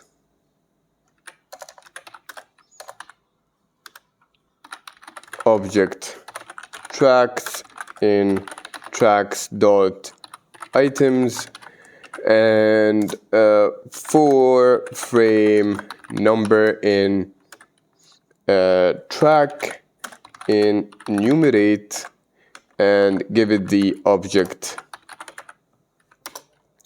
tracks, and we are just going to get the player position relative to the bounding box. So let's also have the track ID and the bounding box. It's not gonna be the bounding box right here. It's going to be the track, track info, and it's also going to have a bounding box. So let's get the bounding box of it. Like this, track info of BB box. Now we have the bounding box. Now we can also have the if object, which is what we're looping over here, is equal to ball. We want to have the position to be the center of it. So let's get the position to be the center of the bounding box, and like that. And else we want to get the foot position, which is the center of the bounding box, but the center in terms of x, but the bottom in terms of y. So we can add also a function right here that is called get foot position,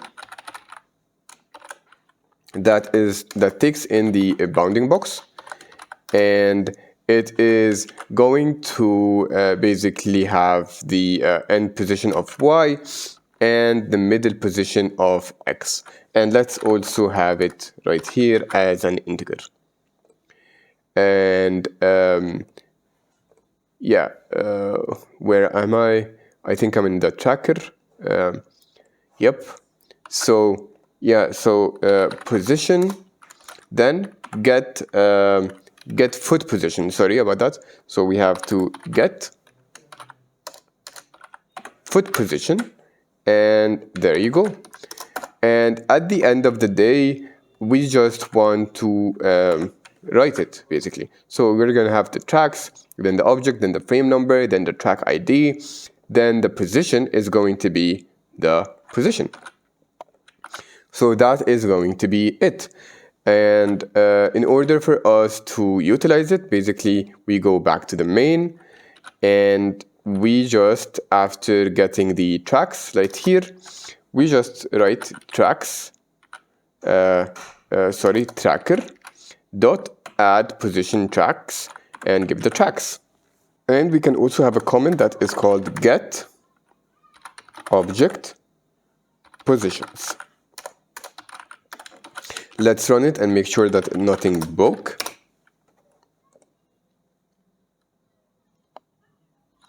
So we have the get foot position. We need to put it in the init to expose it, and then we can clear. We can run it again. We can also go back to the main. So now it's working fine. What I need right now is that I need to go to the camera movement and adjust the positions that we have just added to the tracks. So right now it's working fine, and now we just want to go to the camera movement again and adjust the positions that we have just added right here, and adjust it according to the camera movement. So you can go back to the camera movement estimator, And we want to also add a function called add adjust positions to tracks that is going to adjust the position according to the camera movement. So define adjust positions to tracks, and this is going to be self, then it's going to be tracks, and then it's going to be camera movement per frame, and add here. So don't forget add adjust camera movement to frames. So the idea here is that we are going to loop over each of the objects. So each of the objects and each of the tracks, we are going to loop over them. Then we are going to loop over each frame in the tracks. And for each frame, we are going to loop over each track ID. We are going to get the position. And then we are going to adjust the position. So this position adjustment was done was predicted wrong. So let me write the correct one. So camera movement is equal to the camera movement per frame of the frame number.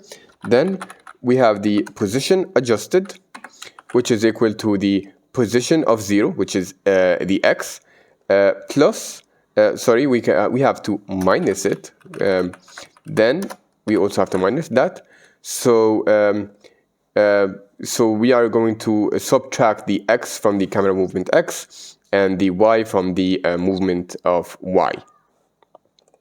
And let's call the camera movement correctly, like this, so that it can be readable. And then after we do this, we just assign it. So we have the tracks dot objects of frame number of track ID. Then we call it position adjusted and add the position adjusted right here. And in order for us to call it, we will go back to the main, and we will go right here underneath the camera movement. So let me copy it. Camera movement estimator, like this. Dot add adjust positions to tracks, give it the tracks and give it the camera movement per frame, and now it should be working fine. So let me clear the output and run it again. So everything is working fine now. It ran without any crashes, and the position now is adjusted according to the camera movement. So we are good now. So we are ready to move to the next step, and the next step is going to be the view transformer, basically. We are going to do some perspective transformation so that we know basically how much a user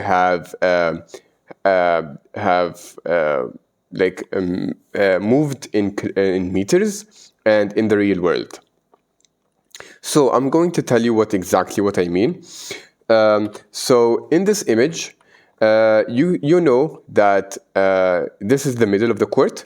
So in reality, this middle is going to be like the number of meters here is going to be exactly the same as the number of meters here. So if this camera was actually doesn't had any was shot at an angle that is perpendicular, you can have the pixels corresponding or very proportional to the actual world. But here you can see that this half court is only 214 pixels, while this half court is 543 pixels. So if a user here moved 514 pixels, it's going to be the same as a user here that moved around 200 pixels. So with this in mind, we will need to adjust this to be basically to be in the same way that it is presented in the real world. So we will need for the computer to understand that those amounts of pixels is equal to those amounts of pixels. So this is what we call perspective transformation, which is going to basically, let me do this.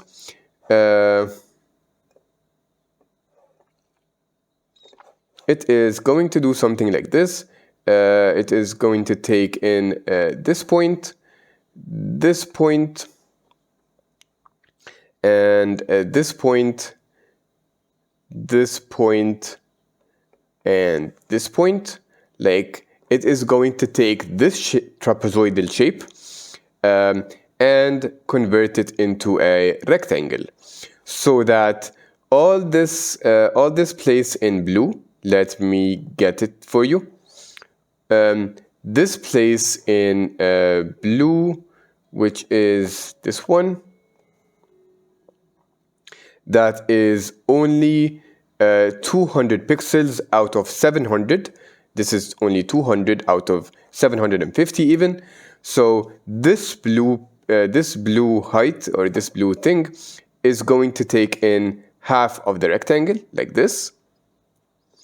And this, let's say, orange, this orange bit right here, plus OK. So this orange bit right here is going to take in the rest of the rectangle. So this is what is called perspective transformation, where the pixels doesn't correspond one-to-one with the actual distance being covered in meters. So we will need to transform it somehow into this rectangle shape, where the place here is going to be proportional. So this place is going to be half of the court, and this place is going to be half of the court, which is in actual reality and in actual meters, this is exactly what is happening. So this can be done with also OpenCV, where we can give it some things like those positions of the red trapezoidal shape, and we can also give the positions or the meters of this rectangle. And this rectangle is quite easy to get. So again, this is the width of the court, and we can, from a quick Google search, we can get the width of the court, and I am going to get it with you guys. So this is going to be the width, and we can write it, for example, give me a minute, I'm going to get it. So this width of the court is going to be 68 this is going to be 68 meters. The width of the court is 68 meters. And the court length is also, like this one, can be also calculated quite easily, because we know the width of this, of this half court, and it is divided equally between those rectangles. So 1, 2, 3, 4, 5, 6, 7, and 8, and 9. So we can divide the width of this with the width of the rectangle. So yeah, so let me open this up and write football court dimensions.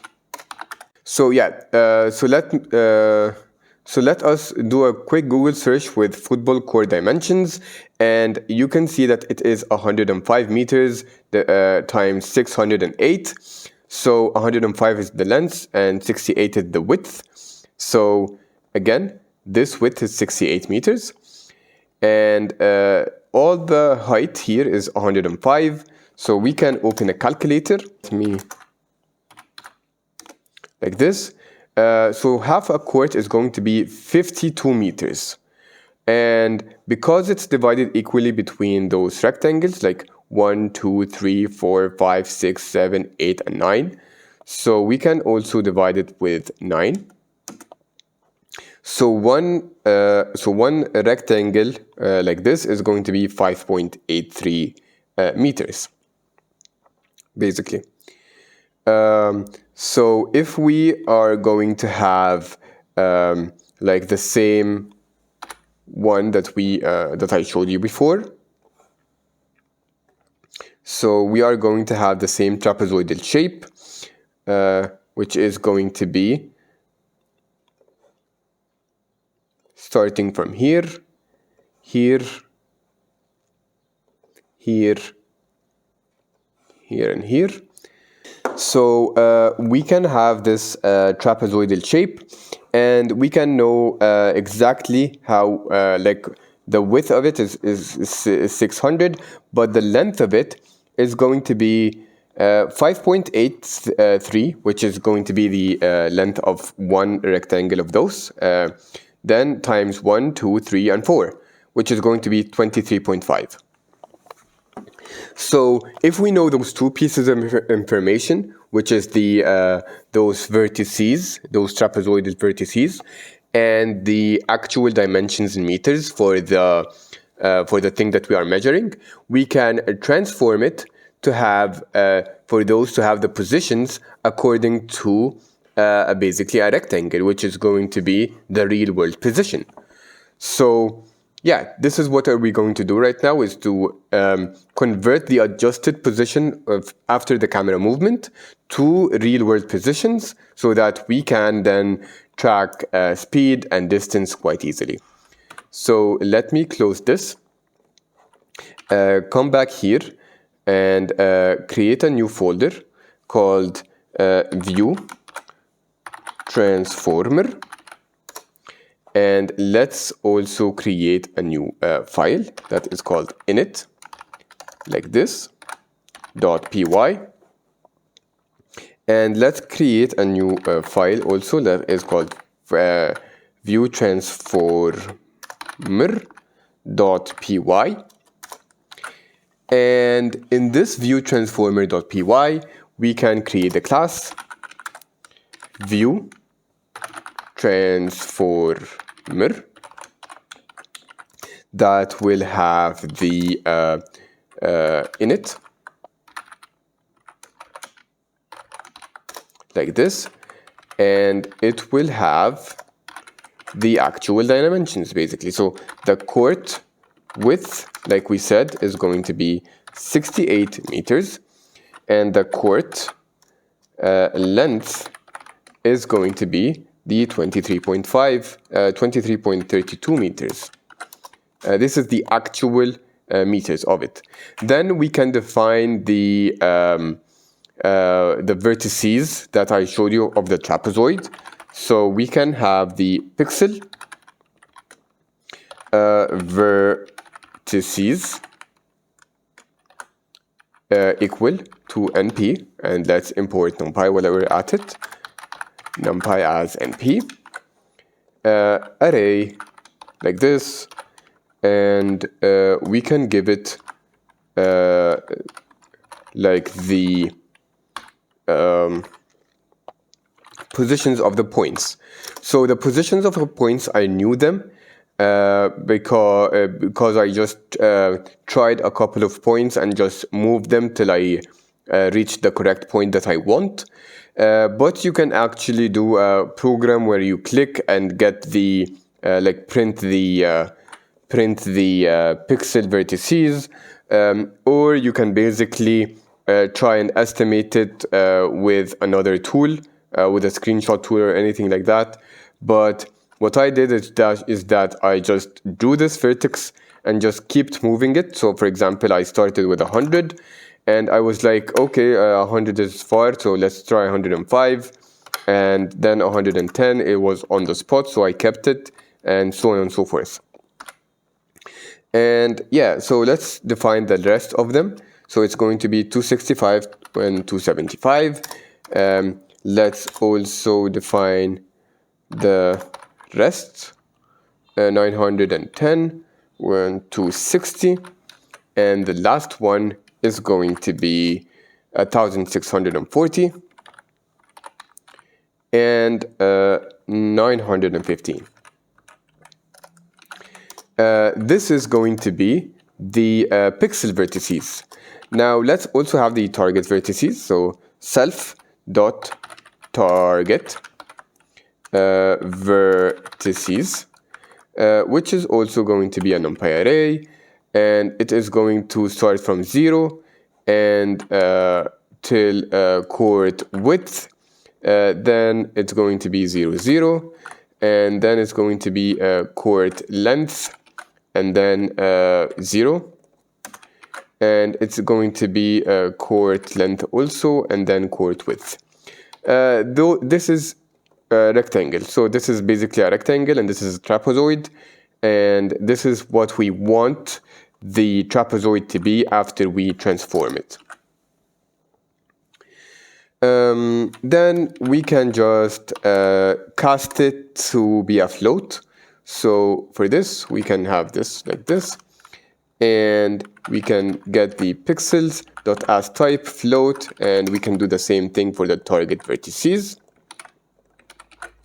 like that. Then we can initialize the perspective transformation.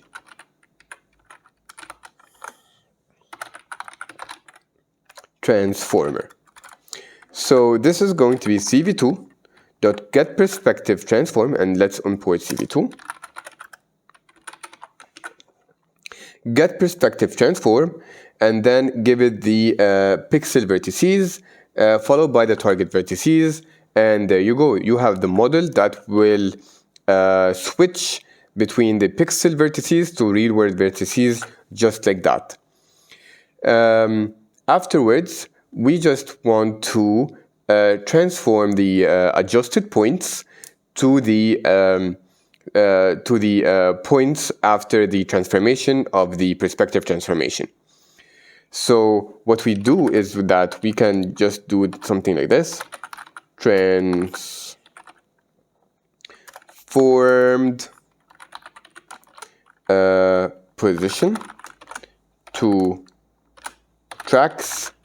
So add transformed position to tracks, which is going to take self and is going to take tracks, and is then going to loop over. Let's take it like this: objects and tracks, and then it's going to loop over the frame number and the track, and then the track ID, then the track info, and we are going to take the position adjusted like this. Then we are going to transform this position to a NumPy array like this, and then we want to transform the position. So the position transformed is equal to self dot transform point like this, and give it the position.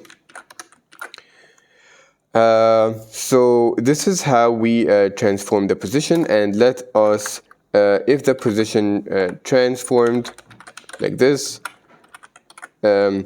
is not none, then we can have the position transformed, which is going to be equal to the position transformed dot squeeze, because we are going to return it back to NumPy, and then we are going to basically write it in this. So tracks, object, then frame number, track ID, then position transformed, then the position transformed. So this is going to be it, and we can put none here and then deal with it later. So the only thing that is left is that we need to write the transform point function. So we can go up here and write transform point, and this transform point, maybe this is not gonna cut it, so we can basically say p is equal to int of point 0. Then we can have the int of point 1, and we can also put it into a tuple like that. So that's the point. And let's check also if the point is inside the trapezoid, and if it's not, then we can ignore calculating the speed of it. So is inside, so we can have the cv2.points.polygon test and give it the pixel vertices and give it the point and say that it is greater than 0. And if it is inside, not inside, like this, we can just return none. And if it's not inside, so if it's not inside, then we return none. And if it is inside, then we get the reshaped point, which is going to be point dot reshape. And we are going to reshape it in a format that is read by the perspective transformer. So this is just some reshaping. It's not going to do anything to the numbers. And we want to also have it as float. Then we transform the number. Transform point. And we do cv2 dot perspective transform, and then give it the reshape point, then give it the perspective transformer, and then at the end of the day we just want to return it back and reshape it before we return it. So dot reshape this, and do -1 and 2. So this is going to calculate the view like the position relative to the actual court in meters. So before moving, we can go back to the init and write from view like this, from view transformer import. Then we import the view transformer. I have written it wrong. Transformer like this. And yeah, we can go back to the main, and we can also try and import it. So from view transformer import view transformer, and let's also copy paste it right here. And after the camera movement estimator, we can add the view transformer, and we can have the view transformer right there, and let's call it add transform positions to tracks, and you can give it the tracks, and it would calculate the transform position of the tracks. We have a small error. Let me trace it back and come back to you. So in the init, I misspelled the transformer again, so just copy and paste it right here, clear it and run it again.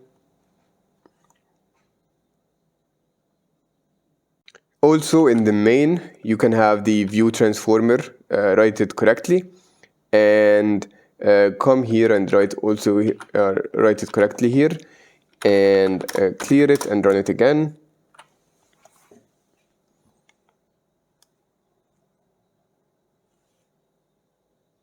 Then I have another issue, which is I added curly braces here. I should have added square brackets. So you can come to the view transformer, and in this array you can just add square brackets instead of dictionaries, and you can also make sure that nothing has this mistake in the rest of the code. Don't think so. then clear and run it again.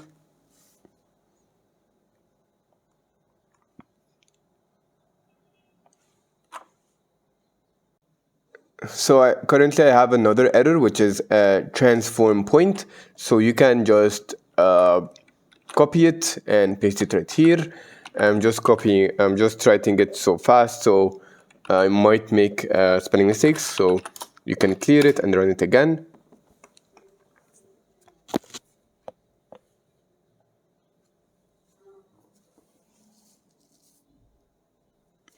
And also I misspelled pixel vertices, so you can just also copy it right here and paste it right here. So do this and clear and run again.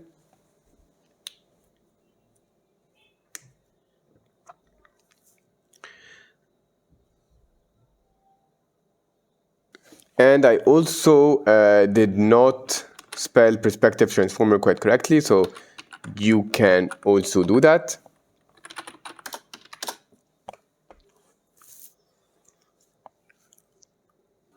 So everything now is working fine.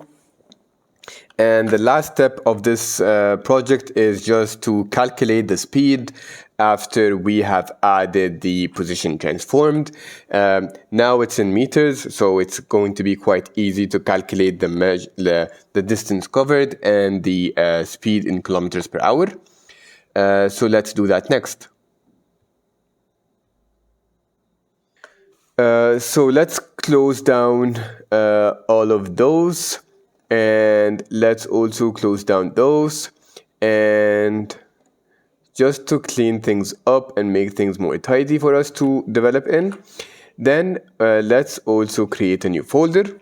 Let's call it speed and distance estimator, like this. Let's also create a new file called init.py, and let's create another file that is called speed and distance estimator.py.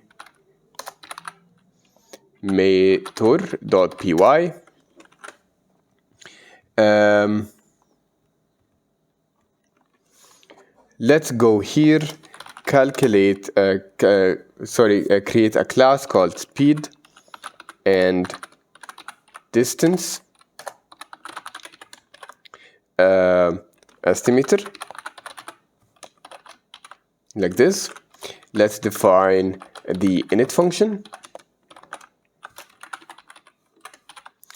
And inside the init, we are going to calculate the current speed of the user, which is going to be within a certain frame number. So let's call this frame window, and let's calculate the speed of the user every 5 frames. So frame window is going to be 5. And let's also define our frame rate, which is going to be 24 frames per second. 24 frames per second. Then let's have a function that is called add speed and distance to distance, like this, to tracks. Then add the self, then also add the tracks. And let's now try and calculate the speeds for each object. So this is not correct, so we can just do this for object,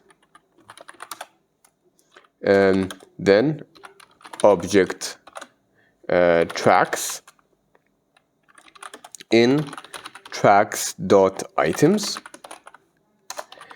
And we want to detect only the speed and the distance for the players. So if the object is equal to ball, or object is equal to referee,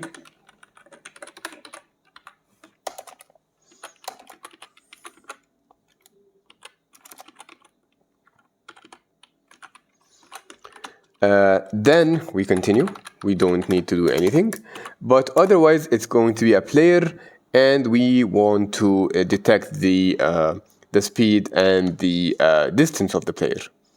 So what we want to do is that let's get the number of frames, which is going to be length of object tracks, and let's now loop over the frame number. Then in range from 0 till the number of frames like this right here, and let's have our batches of frame window. So this is going to be 0, then 5, then 10, and so on and so forth. So it adds frame window every loop. It doesn't add 1, it just adds 5. Then we can define the last frame, because sometimes when you add this frame, like the last frame might be +5, or it might be less than that. So we can get the minimum, so frame number plus frame window, which is self.frame, or a maximum of number of frames, so whatever is the minimum of those. And this is just to not go out of bounds. So for track ID, and let's take in the object tracks of frame number dot items, like this.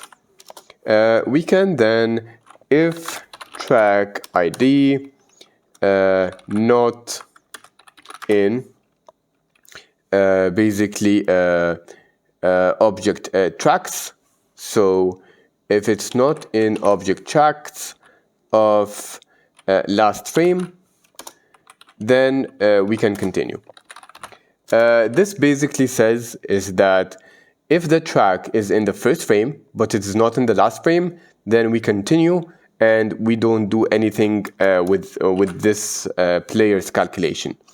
But in order to measure the distance and in order to measure the speed, we will need for the user or the player to exist in the first frame of this batch and the last frame of this batch. So then we can simply quite easily say the start position is equal to object tracks of is going to be frame number of track ID, then it's going to be position transformed, and this is going to be the position in meters, and we want to have the end position as well. So the end position is going to be not for the frame number but for the last frame, and it's going to be position transformed as well. And for any reason, if the start and the end position is going to be none, and it is none when the user is outside the trapezoidal shape that is outside the view transformer, then we don't want to measure the speed, because we measure the speed only in the trapezoidal shape, which is most of the court anyways and most of the frame anyways. So if this one is none or end position is none, we just continue. Otherwise, we just want to measure the distance covered, and we can do that with the utils function, measure distance. So import sys.path.append, and then put this. Then from utils, import measure distance. And yeah, this is it. So we can come here and say measure distance, and it's going to be start position and end position. Then time elapsed and it's going to be the last frame minus the first frame over the frame rate, which is the 24 frames per second, and this is going to be time elapsed per seconds. Then the speed meters per second, because now we have the distance covered in meters and this is seconds, so the distance in meters per second is going to be distance over time. Now we want the speed in kilometers per hour because this is more widely used, and in order to convert from meters per second to kilometers per hour, we just multiply by 3.6, and then we just want to save the total distance of the user. So at the top we can just have the total distance of this, and we can make it a dictionary. So if object, so if the object is not in the total distance, we can make it a dictionary, and then if the track ID is not in the total distance of object, then we can start and put the track total distance of object of track ID and then initialize it with a 0. And then we can simply add the total distance, so of object of track ID plus equals distance covered, and let's put this as 0. And then we basically want to have like some annotations, basically label the speed and label the distance so that we can go ahead and write it. So we can just go for frame num batch in range from so basically from frame num to last frame. Then we want to have if the track ID is not in the tracks of object of frame number batch, then we continue. Otherwise, we just want to have the tracks of the object like this, of the frame number batch, of track ID, of speed to be the speed in kilometers per hour, and let's do also the distance.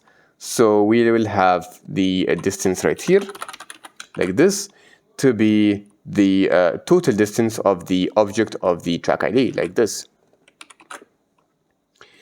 And yeah, that would be it. So this is adding the speed to the tracks, and last but not least, we just want to add this to the annotations. So we can go here and write draw speed and distance, and we will just write the distance and speed underneath the player.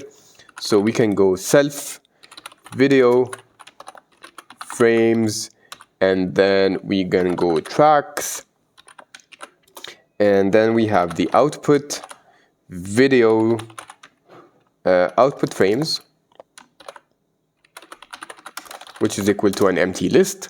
Then for frame number and frame in enumerate basically frames. Let's call this frames, like that. And then we can loop over the objects. So we can loop over this. So for objects and object tracks and the tracks.items, then we can see if the object is not balls or referees, If so, we can continue without doing anything. And if it is a player, then we continue. We take the track, let's call it track info. And we were not going to do anything with the track ID right here. So, and let's delete the rest. So track info in object tracks of frame number of items, and then we can call if speed is in track info. Then we can write it down. So speed is equal to track info dot get and then speed. And if there is no speed, we can just put none. And we can do the same for the distance. So distance right here, distance right here. And if speed is none or distance is none, we can continue. Otherwise, we just want to write the speed and distance below the bounding box. So let's get the bounding box first. So this is going to be track info of bounding box. Let's get the position where we want to write it. So it's going to get foot position. Get foot position like this. And get foot position of BB box. And we wanted to also have basically a buffer underneath the bounding box. So we will just add position of 1. We just want to add it like 40 pixel buffer. So that way it can be a little bit at the bottom and not overlap with the circle or the rectangle that have the track ID. And then we can basically make the tuple like this, like cast it to a tuple and a map and then position, and then we can put it as a text. So CV2, let's also import CV2 at the top. Import CV2.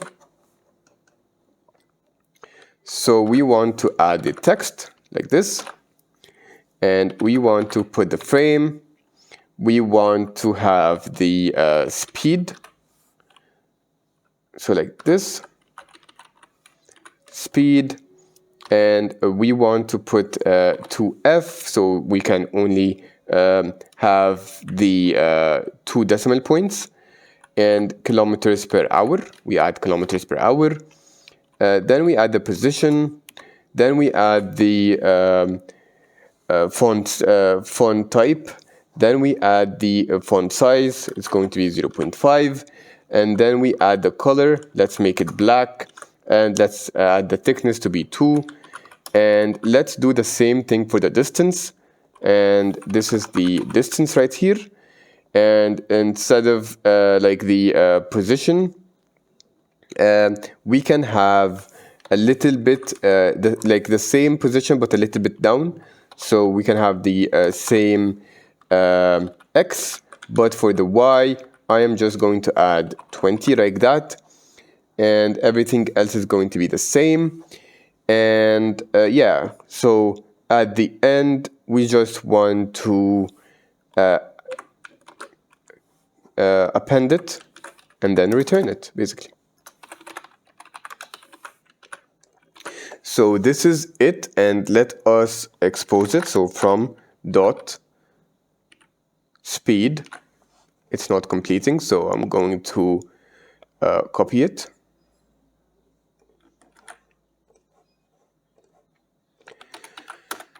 Import speed and distance estimator. So we can copy this and we can go here. We can also import it. Don't forget to remove the dot.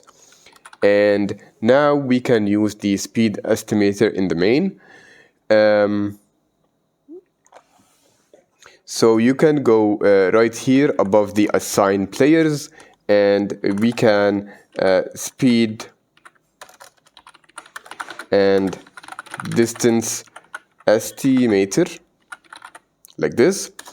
And we can write speed and distance estimator to be speed and distance estimator.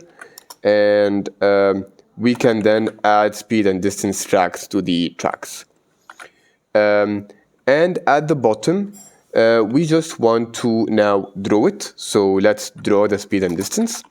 So right here, you can draw speed and distance, and it is going to be speed and distance estimator to draw speed and distance, and basically give it the output frames and tracks.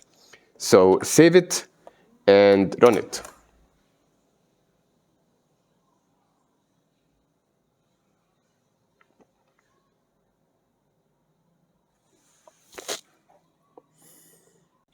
So there is an error right here that has the last frame is out of range, and right here we just need to subtract 1 from the length of the frames. So right here we can just go here and subtract 1, and yeah, because it's 0 index, so we can run it again and see how it goes.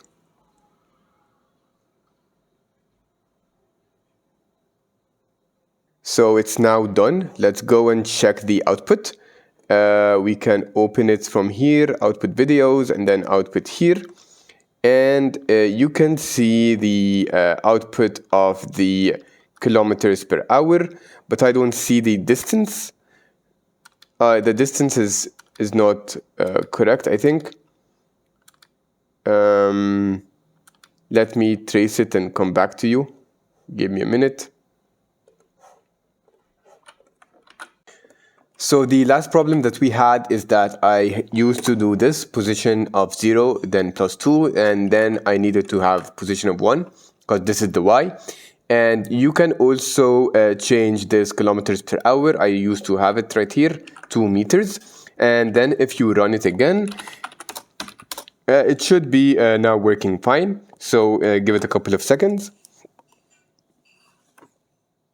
So now it's finished, and you can open the final output again, and you can see that the users in the trapezoidal area is being detected for the speed right here, and then you can see if the user is running, like this one, the speed is 17 kilometers per hour, and then when he slows down, it goes down as well. And then this is the total number of meters that he covered. And yeah, so this is the whole project. And in this project, you did a lot. You worked with object detections, and you also trained your own object detector. And with YOlO, which is a state-of-the-art model, you also knew what are trackers and how you can utilize them. You also knew how to cluster an image into different colors and how you can specify what color you want from an image. You then worked on a little bit of logic for ball acquisition and know how to do a little bit of statistics on that for a team player movement.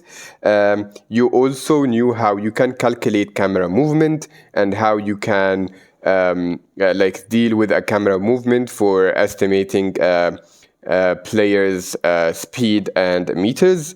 Then you also worked at the view perspective transformer that would help us to move from a camera shifted view to the normal real world view of in meters. And then we calculated the speed and the meters covered for a user. And yeah, this is all the project. It's a beefy project that is going to beef up your resume. And yeah, if you stuck through all this project, then you have a ton of experience. And whether you're advanced or you're a beginner or you're a experienced machine learning engineer, this is going to be very important for you. Congratulations for staying this long. And yeah, see you in the next one. Bye.